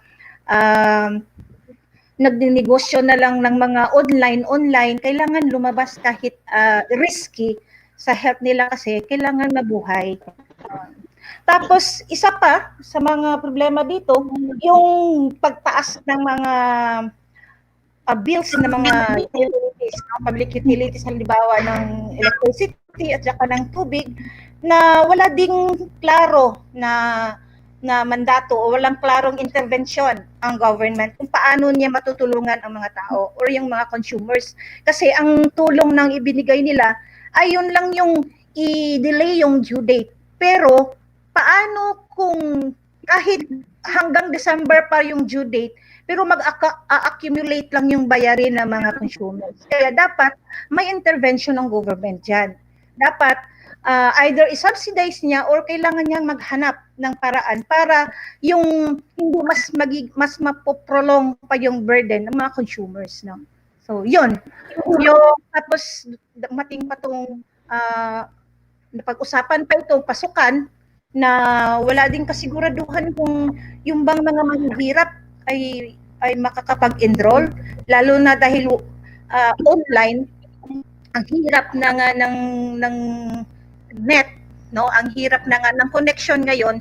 Tapos ang iba wala pa talagang connection, wala pa talagang mga gadgets para magamit para doon sa pag-aaral. So mas dahil sa COVID, ang dami-daming burden na pinapasan. At alam natin lahat na ang 100% napapasan o siguro ang mas lalong maaapektuhan nito yung mga kababaihan at yung mga kabataan. Pero bilang mga civil society organizations, kahit kami na-recognize, hindi kami sinama ng mga LGUs para maging bahagi dun sa pagharap ng problema ng COVID pandemic, ay nag-initiate din tayo dahil meron din tayong mga communities. So, marami din tayong mga members. So, nag-initiate din tayo ng mga programa para makatulong, no? Makatulong doon sa mga communities, yung mga kasamahan natin, pati na yung mga kabataan natin dahil gusto nating sa mga kabataan na magiging part, hindi lang sila yung mga utusan sa bahay, hindi lang sila yung parang, kundi may yung role nila, mas empowerment dun sa mga kabataan, sa mga communities. So, maliban doon sa may mga relief operations tayo, yung mga kabataan dito, may mga initiatives din sila para sa kapwa nilang kabataan. So, yun. Tapos, ano pa ba? While delivering support naman, pinapakita natin na hindi enough yung support o yung pinagmamalaki ng gobyerno na second wave, third wave na ayuda nila. Kaya during mga relief operations natin, ay tuloy din yung mga panawagan natin for mass testing, ayuda, at saka yung importante, yung support for livelihood sa mga support for livelihood. Kasi alam natin na hindi ito matatapos ngayong taon dahil mas marami pa. Hindi nga namin alam bakit nag-GCQ na patuloy pa rin naman yung mga kaso ng mga biktima ng COVID. So, patuloy pa rin yung demands natin for mass testing. Isa sa mga demands natin, dapat accessible yung mga facilities para maraming facilities, mas madali yung malaman kung nasaan na yung risk para doon sa COVID, no? Tapos dapat hindi lang yung parang reactive na pag parang may suspected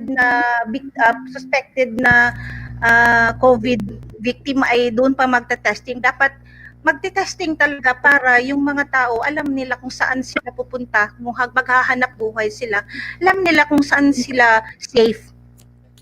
Lalo na ngayon na malapit na rin yung pasukan. Saka yung ayuda, hindi dapat lang na parang ang dito nga yung ayuda 1 month after pa pumasok yung ayuda. So dapat yung ayuda tuloy-tuloy. Sabi nga kanina, dapat tuloy-tuloy dahil hindi naman ito hindi naman hanggang ibig sabihin pag GCQ na wala nang problema, tuloy-tuloy na yung hanap buhay ng mga tao. Hindi naman sa ngayon nga stricto pa rin yung mga borders per provinces. So yung mga tao hindi pa rin makakapunta doon sa mga trabaho nila dahil ang dami-dami pa rin mga kailangan, mga requirements para makapasok sa ibang mga probinsya. At saka siyempre yung livelihood support. hindi lang ayuda yung hinahanap ng mga tao dito, yung demand namin, hindi lang ayuda kundi livelihood support para masustain, no? Masustain ng mga tao yung economic activities niya, hindi siya magiging dependent sa gobyerno na alam naman natin na hindi naman sustainable din yung binibigay. So, yun yung mga demands at hindi na siguro ako magpapalawit masyado dahil napag-usapan na yung ibang issues. Pero yun yung actual na mga experiences at saka mga yung impact ng pandemic dito sa region ng Western Mindanao. Salamat po.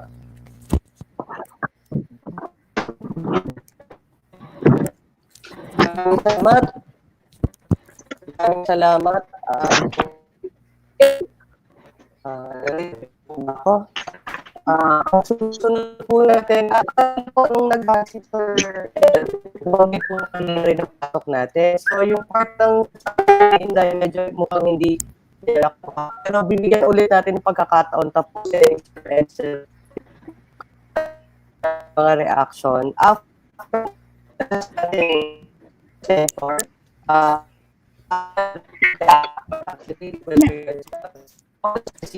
so we would like on Dulce.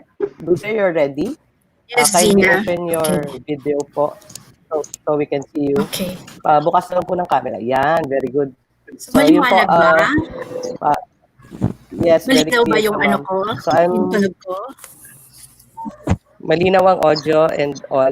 Ako po magko-control nung ating PowerPoint o Yes, ikaw na?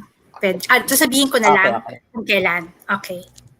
Okay, very good. So sige po, just go and while I'm sharing your PowerPoint, let's go to and tuloy lang Sige. from the start. Okay, sige. Magandang hapon sa ating lahat at maraming salamat kay Congressman Edsel dun sa panahon na binibigay niya para sa atin. Yung titulo ng aking presentation ay How to Think About a New Politics of Care. Ito ay preliminary pa lamang at iniisip ko na mabubuo rin itong pananaw na ito habang nagkakaroon tayo ng mga discussions.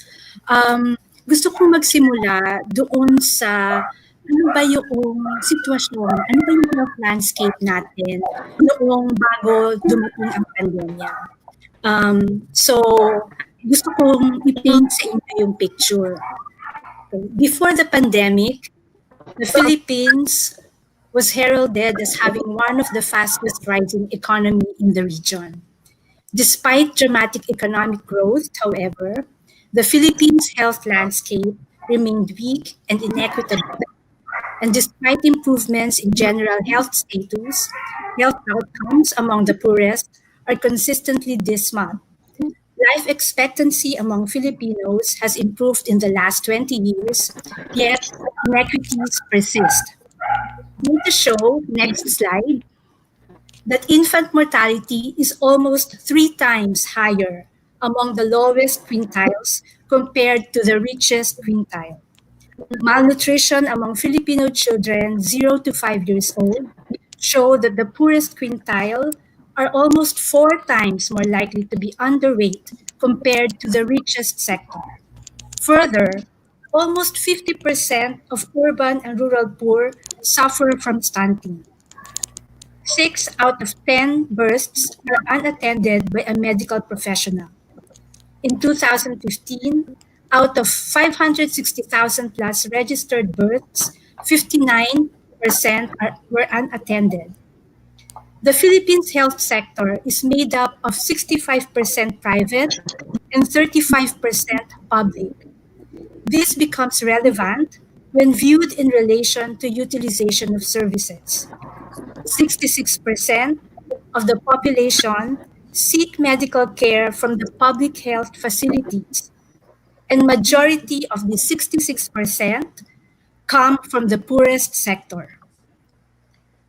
Yet, the public health sector only has 10 healthcare workers for every 20,000. Usually 1 doctor, 2 nurses, 7 midwives.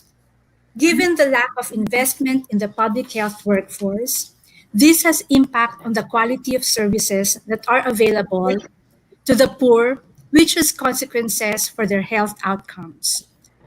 Zina, pwede tayo dun sa first slide ng graph. Okay. Graphs pa. Filipino households still carry the heaviest burden of healthcare costs. The private out-of-pocket accounted for 56.3% of the total health expenditure in 2014, and that's equivalent to an estimated share of 296.5 billion pesos. The high level of private out-of-pocket payments made by Filipinos have translated to catastrophic costs for many families. Medicines are the main driver of catastrophic payments. For the middle class, catastrophic cost of healthcare, that means exceeding 10% of total household consumption, has had an impoverishing effect. For the poor and those who live below poverty line, it has meant a deepening of poverty brought about by health crisis. In 2012, out-of-pocket payments pushed more than 1.5 million people into poverty. Next slide.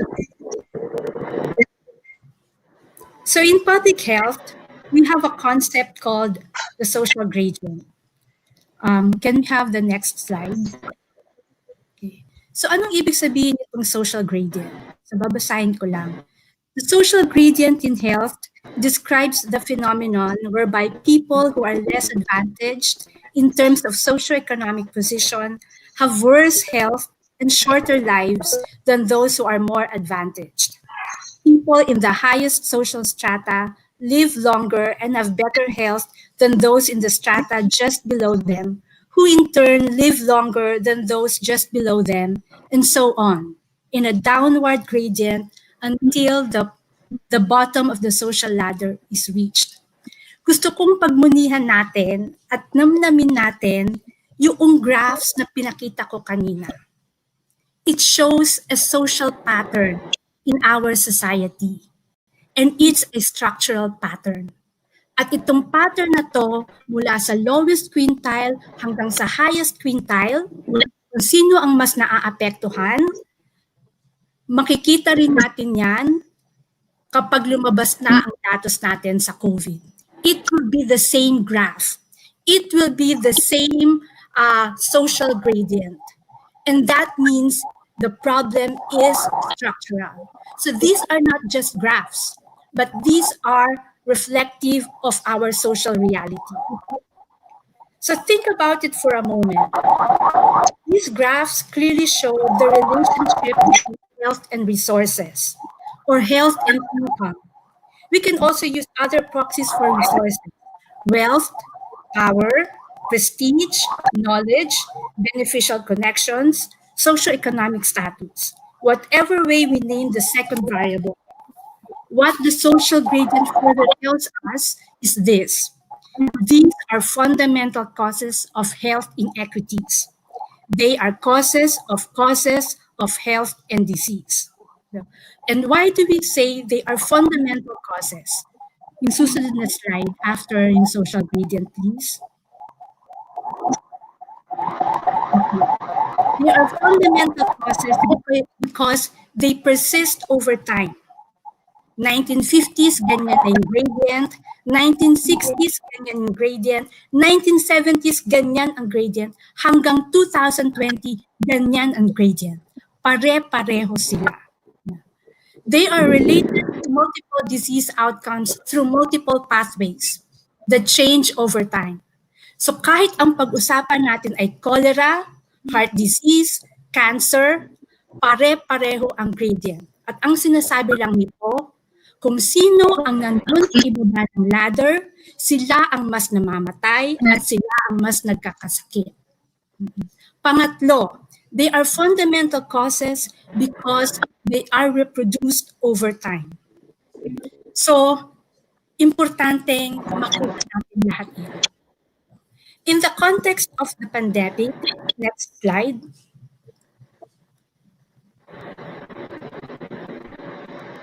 The pandemic exposed the weaknesses of our healthcare system. It is not prepared to respond adequately to the impact of COVID-19. It showed us in very stark terms that the pandemic follows the pattern of socioeconomic inequities that are embedded in Philippine society. It deepened the health, economic, and social inequities in Philippine society. That is, disease and health, disease and illness, health and well-being are not distributed randomly in a population. Who gets sick, who survives, and why are questions located in political economy. Okay. Next slide. So, naisip ko na kailangan natin na ng isang panibagong politics of care. At kailangan natin itong pag-usapan. At itong new politics of care na ito must respond to the threat of COVID-19 and the tragic impact of the measures to contain the pandemic. So twofold. But our response to these two issues must connect to our broader vision that addresses structural and fundamental causes of inequalities. Merong maganda akong nabasa na article sa Boston Review. At ito ay sinulat ni Greg Gonsalves and Api Kapczynski. At ang sabi nila, we must build for a better future, not just climb out of the rubble of this pandemic, brush ourselves off, and start up in the same place we found ourselves in January 2020. Next slide. So, merong policy implications, yung sinasabi ko kanina, na fundamental causes of inequalities, of health inequalities. At yung gradient na binanggit ko. Kung ang cause ay socioeconomic conditions, then we must talk about redistribution of resources. At yun ang dapat mag-guide ng pagre-rebuild natin ng economy. If we want to have better health, we have to have policy about just wages. We have to have policy about elimination of an alternative to exploitative work. We have to have policy around valuing of reproductive and care work.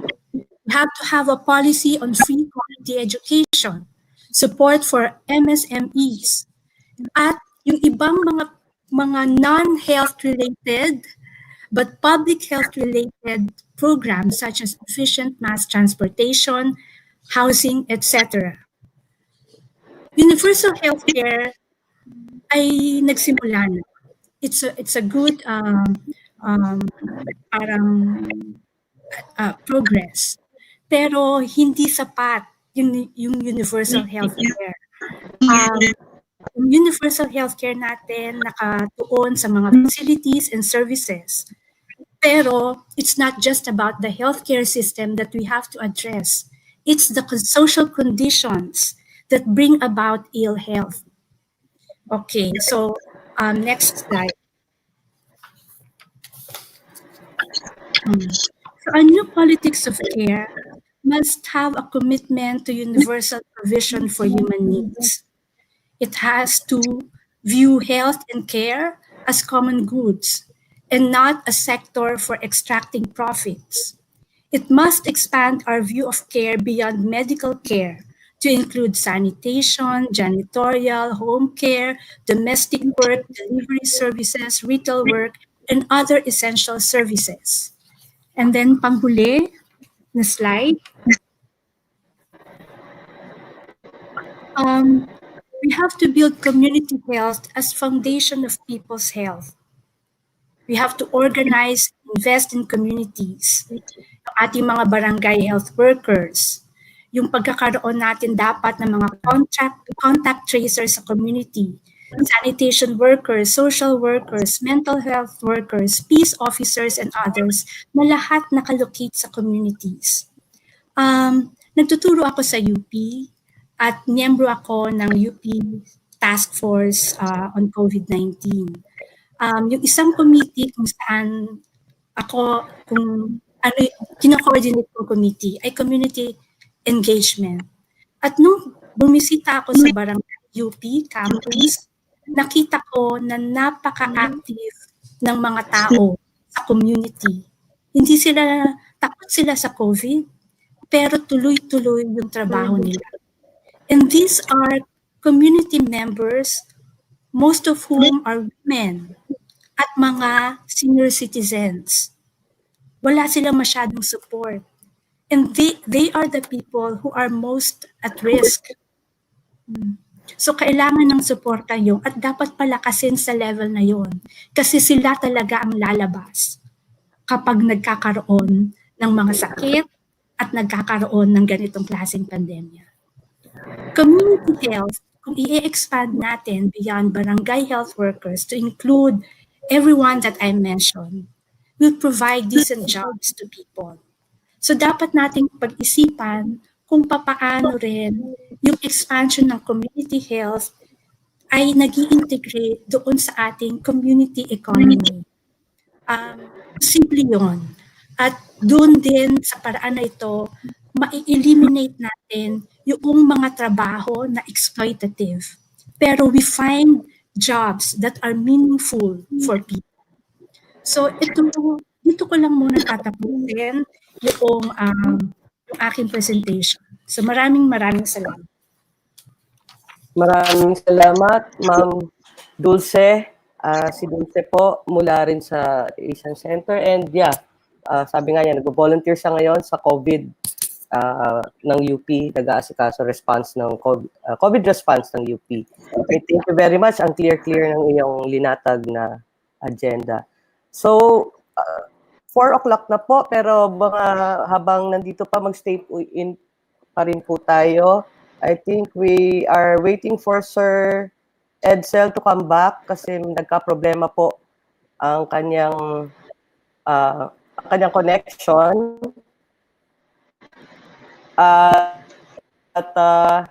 Habang po makabalik, siguro bigyan ko na lang muna ng pagkakataon ang ilan dito sa atin ngayon. Daming sinabi, no? Dami natin linatag. 5 points agad.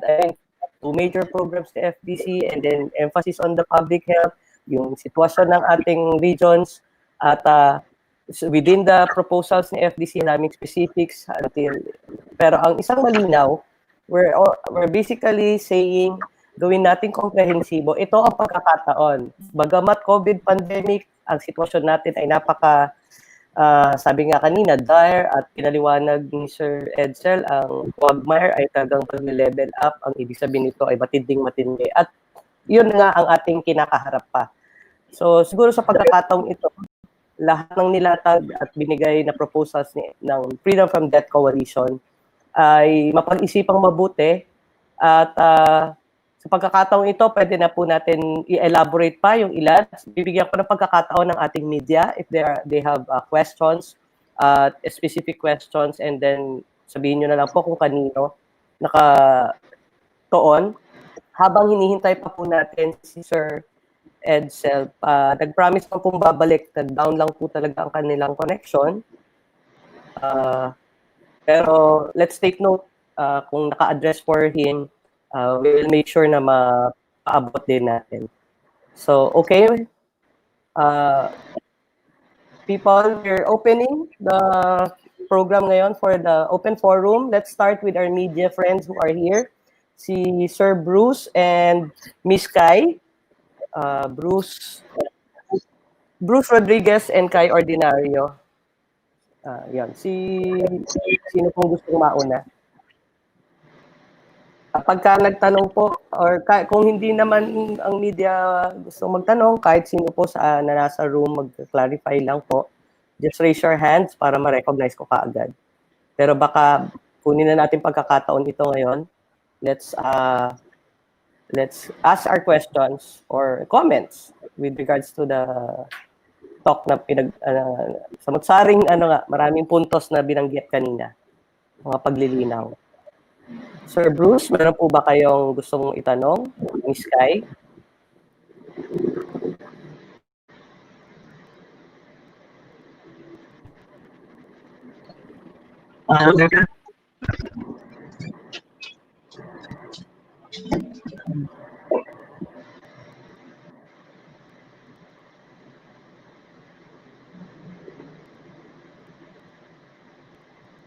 So wala pong mga tanong. Nag-text po si Miss Sky, wala raw po siyang itatanong. Si Sir Bruce kanina parang nawala lang. Hindi na rin po kayo magtatanong. Doon po sa iba pa, baka meron din gustong paglilinaw with some of our members who are also in the room. We would just like to recognize, pwede nyo pong buksan na ang inyong mga video so we can see who are in the room. At kung gusto nyo pong magtanong at salita. So Rene, any reaction with regards to yung binanggit din ni Sir Edsel kanina after we have made our points from the FDC's proposal? Maybe you can have initiate the first from our end, yung point, what you want to react on sa mga sinabi sa unang reaction din ni Sir Edsel.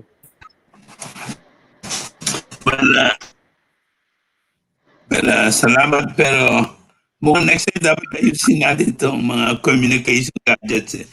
Parang nagkakagulo pala, ano. So, anyway, ang SL, magkaroon ng ayos na stimulus package. So, maraming bagay at ayusin dyan.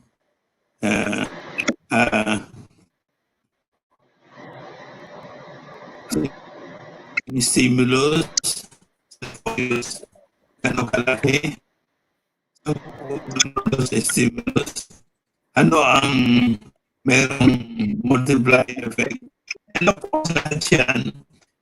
Depende sa framework.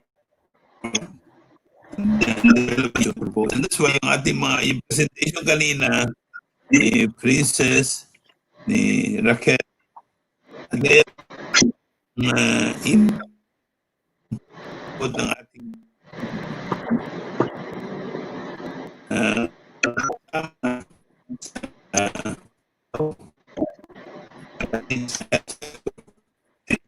but that is a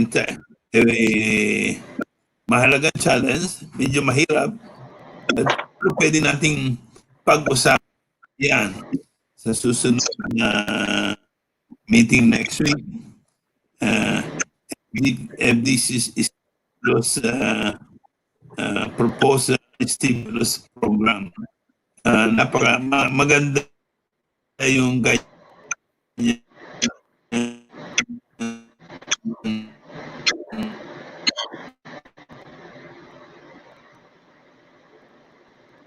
Sir, na-mute po kayo. Sir, yun yung malaki dyan. Kung meron tayong alternative economic blueprint, ano naman yun? Ang maganda stimulus bill or program na get by. Pero tatlong, aside from Baha 1 and at yung recovery resiliency program na binabagay ni Carl Chua, may mga proposal sa Congress na stimulus packages. So, what is our stimulus proposal? Hindi naman mga bagong ideas, but we have to package our proposal in the form of ano yung stimulus na immediately mababago ang direction ng ating health system, food system, at yung pagtatayo ng bagong ekonomiya. Ang putong lagi yan eh. Yung lamang. And salamat po sa presentation ng lahat. Nabigyan ko kanina sa pagbasa yung pagsasalita ni Princess, ni Raquel, ni Mami, at saka ni Dr. Dulce Sabi ko ba, pag pinagsama mo, isang libro na pala yan eh. Ang ganda. Rene, Rene, Yeah. babalik ba si Kong Lagman? Yun po, we just got word po, talagang nahihirapan pumasok. So, what we can do right now, maybe to collect all the questions or clarifications na lang natin, and then we will send through email, and then definitely, yung ating communication naman sa kanya before inviting him here. Alam nating champion na natin siya ever since. So, we'll work out na mai-convey. Kasi yung may binabanggit siyang mga parang stimulus nga for the economy. Pero hindi maliwanag sa akin kung saan mapupunta yung stimulus na yan. Kasi meron ako nabasa sa isang Oxfam paper na pinag-aralan kung anong mga investment sa anong mga areas will have the most multiplier effect. At ang sinabi doon sa Oxfam paper na yon na mas malaki, mas favorable ang mga investments because mas malaki ang multiplier effect kung yung mga investments na galing sa mga middle income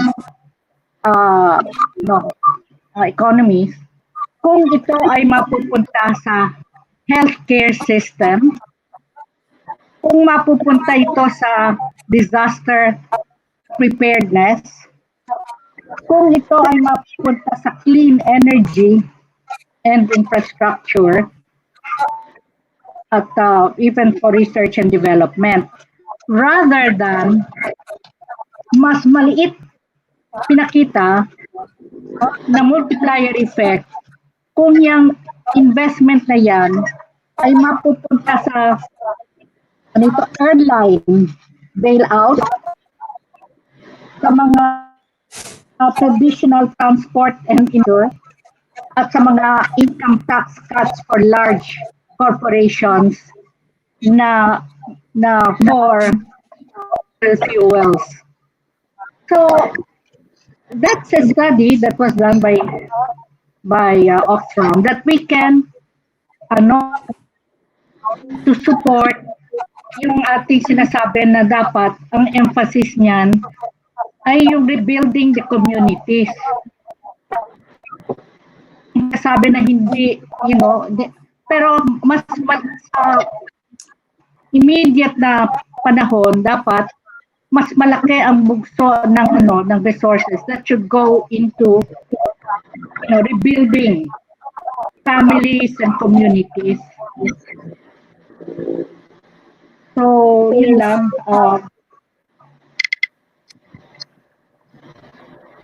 Maraming salamat, Ma'am Princess. Yes, clearly, marami na ring back studies na sinasabi, and really we have to be specific also on what we are saying on saan dapat pumunta ang mga pera at ano pa ang mga pwedeng pagkuhaan na kaperahan natin para dito sa issue ng COVID. At hindi lang lang COVID, gaya na nabanggit ni Ma'am Dulce, ang daming, isa lang ito sa nakaabang natin. Kung ganito pa rin ang pagtingin natin sa public health, iba't ibang klaseng sakit, maaring dumami, pero ganun pa rin ang itsura natin kung hindi natin mapapaghandaan ito ng mas transformative na pamamaraan at mga programa. And this we are addressing to the government. Together with the civil society like Freedom from Debt Coalition, ay handa namang makipagtulungan at how to go about bringing about this transformative economy and transformative Philippines or for a sustainable Philippines. Si Sir Tony po ay nagre-raise ng hand kanina. Go ahead, Sir Tony. You can please share inputs. Magandang hapon at salamat. Gusto ko lang sana tanong kay Dean Rene of Reneo. at saka sa mga iba pang speakers, kung halimbawa meron lang tayong dalawa o tatlong pwedeng hilingin kay Congressman Edsel Lagman, ano kaya yung pinaka-urgent na dalawa o tatlong pwede nating hilingin sa kanila kay Congressman Lagman na tulong?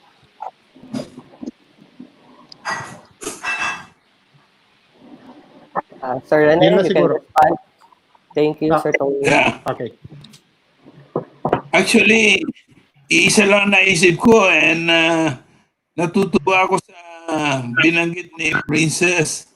Kasi yung gusto kasi ni Edsel, labanan pala ng stimulus ngayon. Totoo yun, labanan ng stimulus sa daigdig. May stimulus si Trump, si Nancy Pelosi, sa Europe, all over the world. Yan ang pinag-uusapan. Pero yung pagsa-summarize kanina na Princess, nung Oxfam Framework, sabi ko maganda pala take-off yun. Kasi bago 1 and 2, at saka ibang mga proposal na stimulus, the portion na bailing out industries and enterprises, yun nga ang malaking problema eh. Hindi, walang detalyeng nilalabas ang gobyerno. At sino ba i-bail? Lagi na lang binabanggit small medium enterprises. Parang ano nila. Pero you know, we have 1 million enterprises and 99% yan micro, small, medium enterprise. Eventually, mabagsak sila sa a few big company siguro yan. So yung lesson kasi nung Obama administration, yung nabilang ay yung mga malalaki. At yun lagi ang pattern sa daigdig. Pero ni Princess, yung ilang item, lalagyan ho natin ng detalye. At napakaganda rin ang discussion ni Ma'am Dulce. Ano yung mga at least sa akin, yun ang gusto kong siguro sasama natin yung sa hindi ko alam kung papasok naman ng labor. Kasi meron tayo, pagka ikaw, Katony, mas nakakaalam dyan, yung katulad sa tupa, dapat ba ituloy yun? Pero, yung malaking question mark sa ngayon, sa akin, paano kaya harapin itong OFWs? May nagsasabing, ang report 100,000, pero kami nagsasabi na is already 500,000. Meron mo nagsasabi is 1 million talaga na displays. Napakalaking bilang po yan.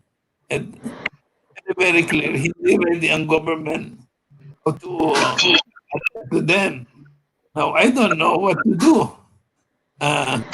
This is massive return migration. At least yung dalawang area na yun, at least doon sa stimulus, gamitin natin kung sinasabi ni Princess, maganda ng guide yun.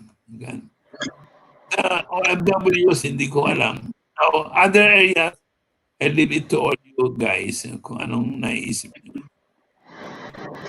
Okay, maraming salamat, Sir Rene. Ilang pasilip lang yun, ang dami talaga nating talakay, ang dami nating rin-down dito na mga puntos at hindi pa, ano pa lang yan, silip pa nga lang yan, marami pa rin tayong specifics per issues like ngayon, rin-raise particular sa OFWs, particular sa labor, na pinaghahandaan natin ng 10 milyon na mawawalan ng trabaho. May isang binanggit nga po, yung definition natin ng labor rate employment ngayon, totoong bumaba, pero ang statistics na binabanggit ay nasa 14% to 17% lang. Pero may isang challenge ang isa dating member din ng FBC board. Binabanggit niya, baka ang dapat na pag-explain ng employment so we can see what the rate of unemployment talaga ng Pilipinas ngayon is. What is the rate of employment right now? It's actually 45.7%. Meaning, the other half of that, which is the 55% plus, is actually the unemployed na ngayon. Iyan yung mga sa panahon ng COVID, bigla, di ba, dahil nagsasarahan na rin ng mga small businesses and even medium businesses, yung mga binanggit ni Inday kanina sa region na bagamat mall sila doon, pero maliliit na malls lang ang turing sa kanila. So, nasa category ng medium. Nagsarahan, ibig sabihin hindi na kayang magpatakbo ng negosyo because of this pandemic. Ang binabanggit natin, yan at mga ilang pang mahalagang usapin, lalo na sa trabaho at income at para sa buhay. At yung binabanggit nating mahalagang pagsilip natin sa informals, which also, sabi nga natin, 2/3 of the employment and the population, or actually unemployed, pero kaya nga sila informal kasi hindi sila registered or bilang, ay napakalaking pagbibigay natin ng tuon. So yan po, sinesegue ko lang po, will be for our next webinar, upcoming webinar in the next coming week. Hopefully, mapa-oonan natin ang ating mga iniimbitahan naman po sa Department of Labor and other agencies, important government agencies na nasa loob ng kabinete. At para mas particular na dun sa executive level naman, ano yung mga immediate na rin natin pwedeng pinopropose at maisama sa kanilang pag-uusap. At clearly, we can already roll out and push forward itong binabanggit nga nating maximizing the opportunities of COVID na present ng COVID. Hindi tayo papayag at hindi tayo titigil sa pagbulusok ng ekonomiya, kundi pagtulong-tulungan natin na makatulong na maiangat ulit ang mga buhay at kalagayan natin, lalo na sa panahon ng pandemic. Sina? Yes, ma'am. Princess, you want to add on? Go ahead. No, I just want to follow up on yung tanong ni Tony. Kasi we can be, organizing webinar after a webinar, and then yung mga iniimbita natin. We're still pero mas parang gusto ko na continuous yung ating yung ugnayan kay Congressman Edsel. At talagang unless meron tayong nakikita na pwedeng ma-predispose dun sa position natin. Pero ako parang iniisip ko, subukan pa rin nating ligawan siya na to champion yung perspective na bigyan talaga ng importansya yung pag-angat sa kalagayan ng mga nakararami. Ito yung ating survival programs. Kasi wala nobody going to take this up. Na sana patuloy yung ating pagligaw sa kanya or really just to continue yung ating contact with him and discuss with him more. Yes. Yun, parang nakikita ko, we should parang take the effort, imbes na paiba-iba yung mga natin, take the effort na talagang isulong na and really find somebody who can champion this doon sa Kongreso. Yes, ma'am, definitely. Not just Congressman Lagman. We started this our webinar with Ma'am Risa Hontiveros and sa Senate naman, and we really Sino pa kaya? We have to identify. Yes, ma'am. We will be doing that. And then, ito nga po. Ma'am, we're still live and we're going to end our live by 5:30. So, ilaanan po natin ilan pang natitirang pagkakataon para dun sa pagka-clarify pa ng mga ilang puntos na gusto nating idagdag. Kanina naka-frame na po akong pa-end kasi actually 2.5 hours na po tayo ulit sa session. Ideally, we should be 1.5 hour lang. At maraming salamat pa rin dun sa mga nakakabit pa rin at nanonood sa atin. Naka-livestream po tayo sa YouTube and sa Facebook page ng FDC Philippines Live, Facebook Live, and then sa YouTube, you can also access this. Tuloy-tuloy po to doon sa mga iba na hindi nakasama or pagpapalawig pa natin. But yes, rest assured, Ma'am Ma'am Princess, Ma'am Raquel, Ma'am Dulce, Sir Rene, Sir Tony, and yung ating mga media na maraming salamat at nandito naka-stay put pa rin. Si Bruce nakaalis na pero kanina meron siya actually daw gustong itanong. Kaya lang, totally nawala na rin ulit ang connection. Yun lang, medyo sinasamang palad tayo. Umuulan kasi, masama panahon.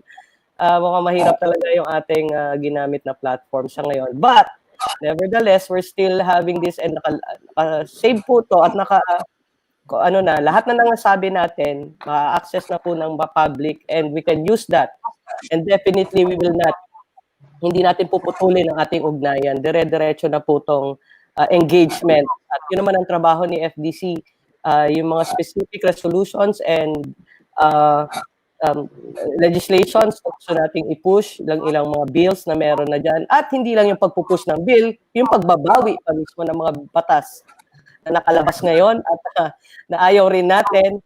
So, Sir Tony, asahan natin yung coordination na gagawin natin even with Ma'am Risa and Sir Edsel.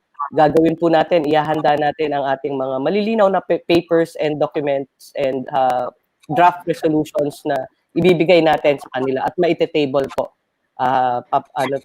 Gagawin po natin yan. Rest assured. And so yun po, yung sinesegue ko yung kanina, kung wala na pong iba pang magdadagdag, may mga comments po pa po ba? We take this opportunity to call on the people. Before I end, sige po, go ahead. Go ahead, Sir Rene, before I will do a closing something in preparation for the parating na araw ng kalayaan. Sir Rene, you're going to add something? Go ahead.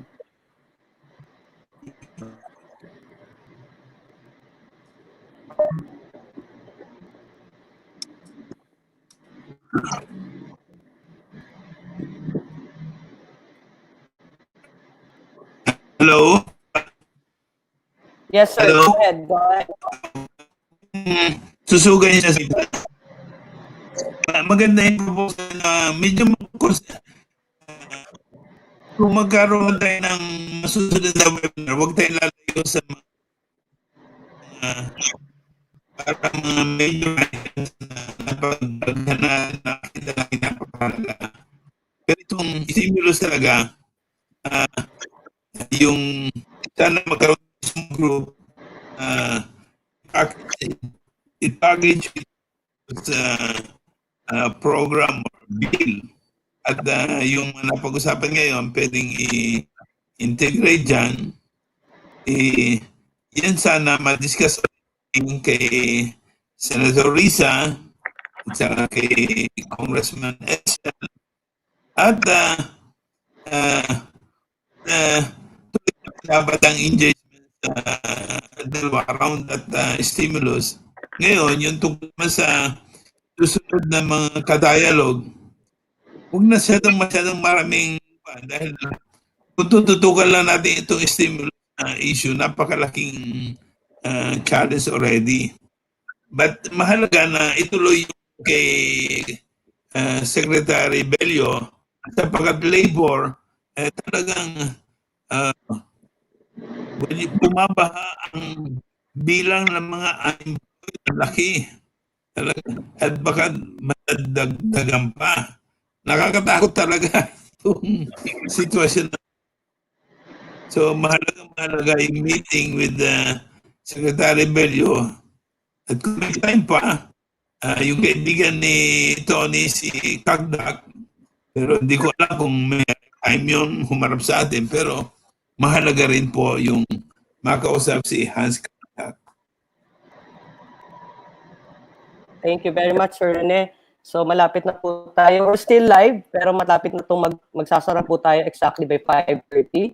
So let's get this opportunity, remaining minutes, 5 minutes, para po doon sa paghahanda rin. At alam naman natin, nabanggit na rin kanina to, yung sinasabi nating batas na repressive law na ang balita po ay naipasa na, naibigay na kay Presidente at sabi naman po ay pag-aaralang mabuti, walang iba kundi ang pinag-uusapan natin ngayong issue on the anti-terrorism bill na lahat po ng mga kritiko ay very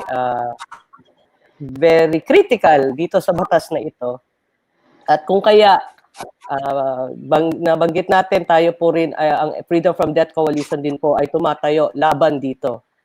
Sa batay sa ating mga napag-usapan, alam natin hindi terorismo ang maging critical, at alam natin na ang konteksto ng batas na ito, nagtatanong nga mga masa, lahat ng mamamayan, bakit yan ang pinagkakaabalahan samantalang hindi pa nga nakukumpleto. Halimbawa, ang mga programa sa Social Amelioration Program, marami pang hindi nakakakuha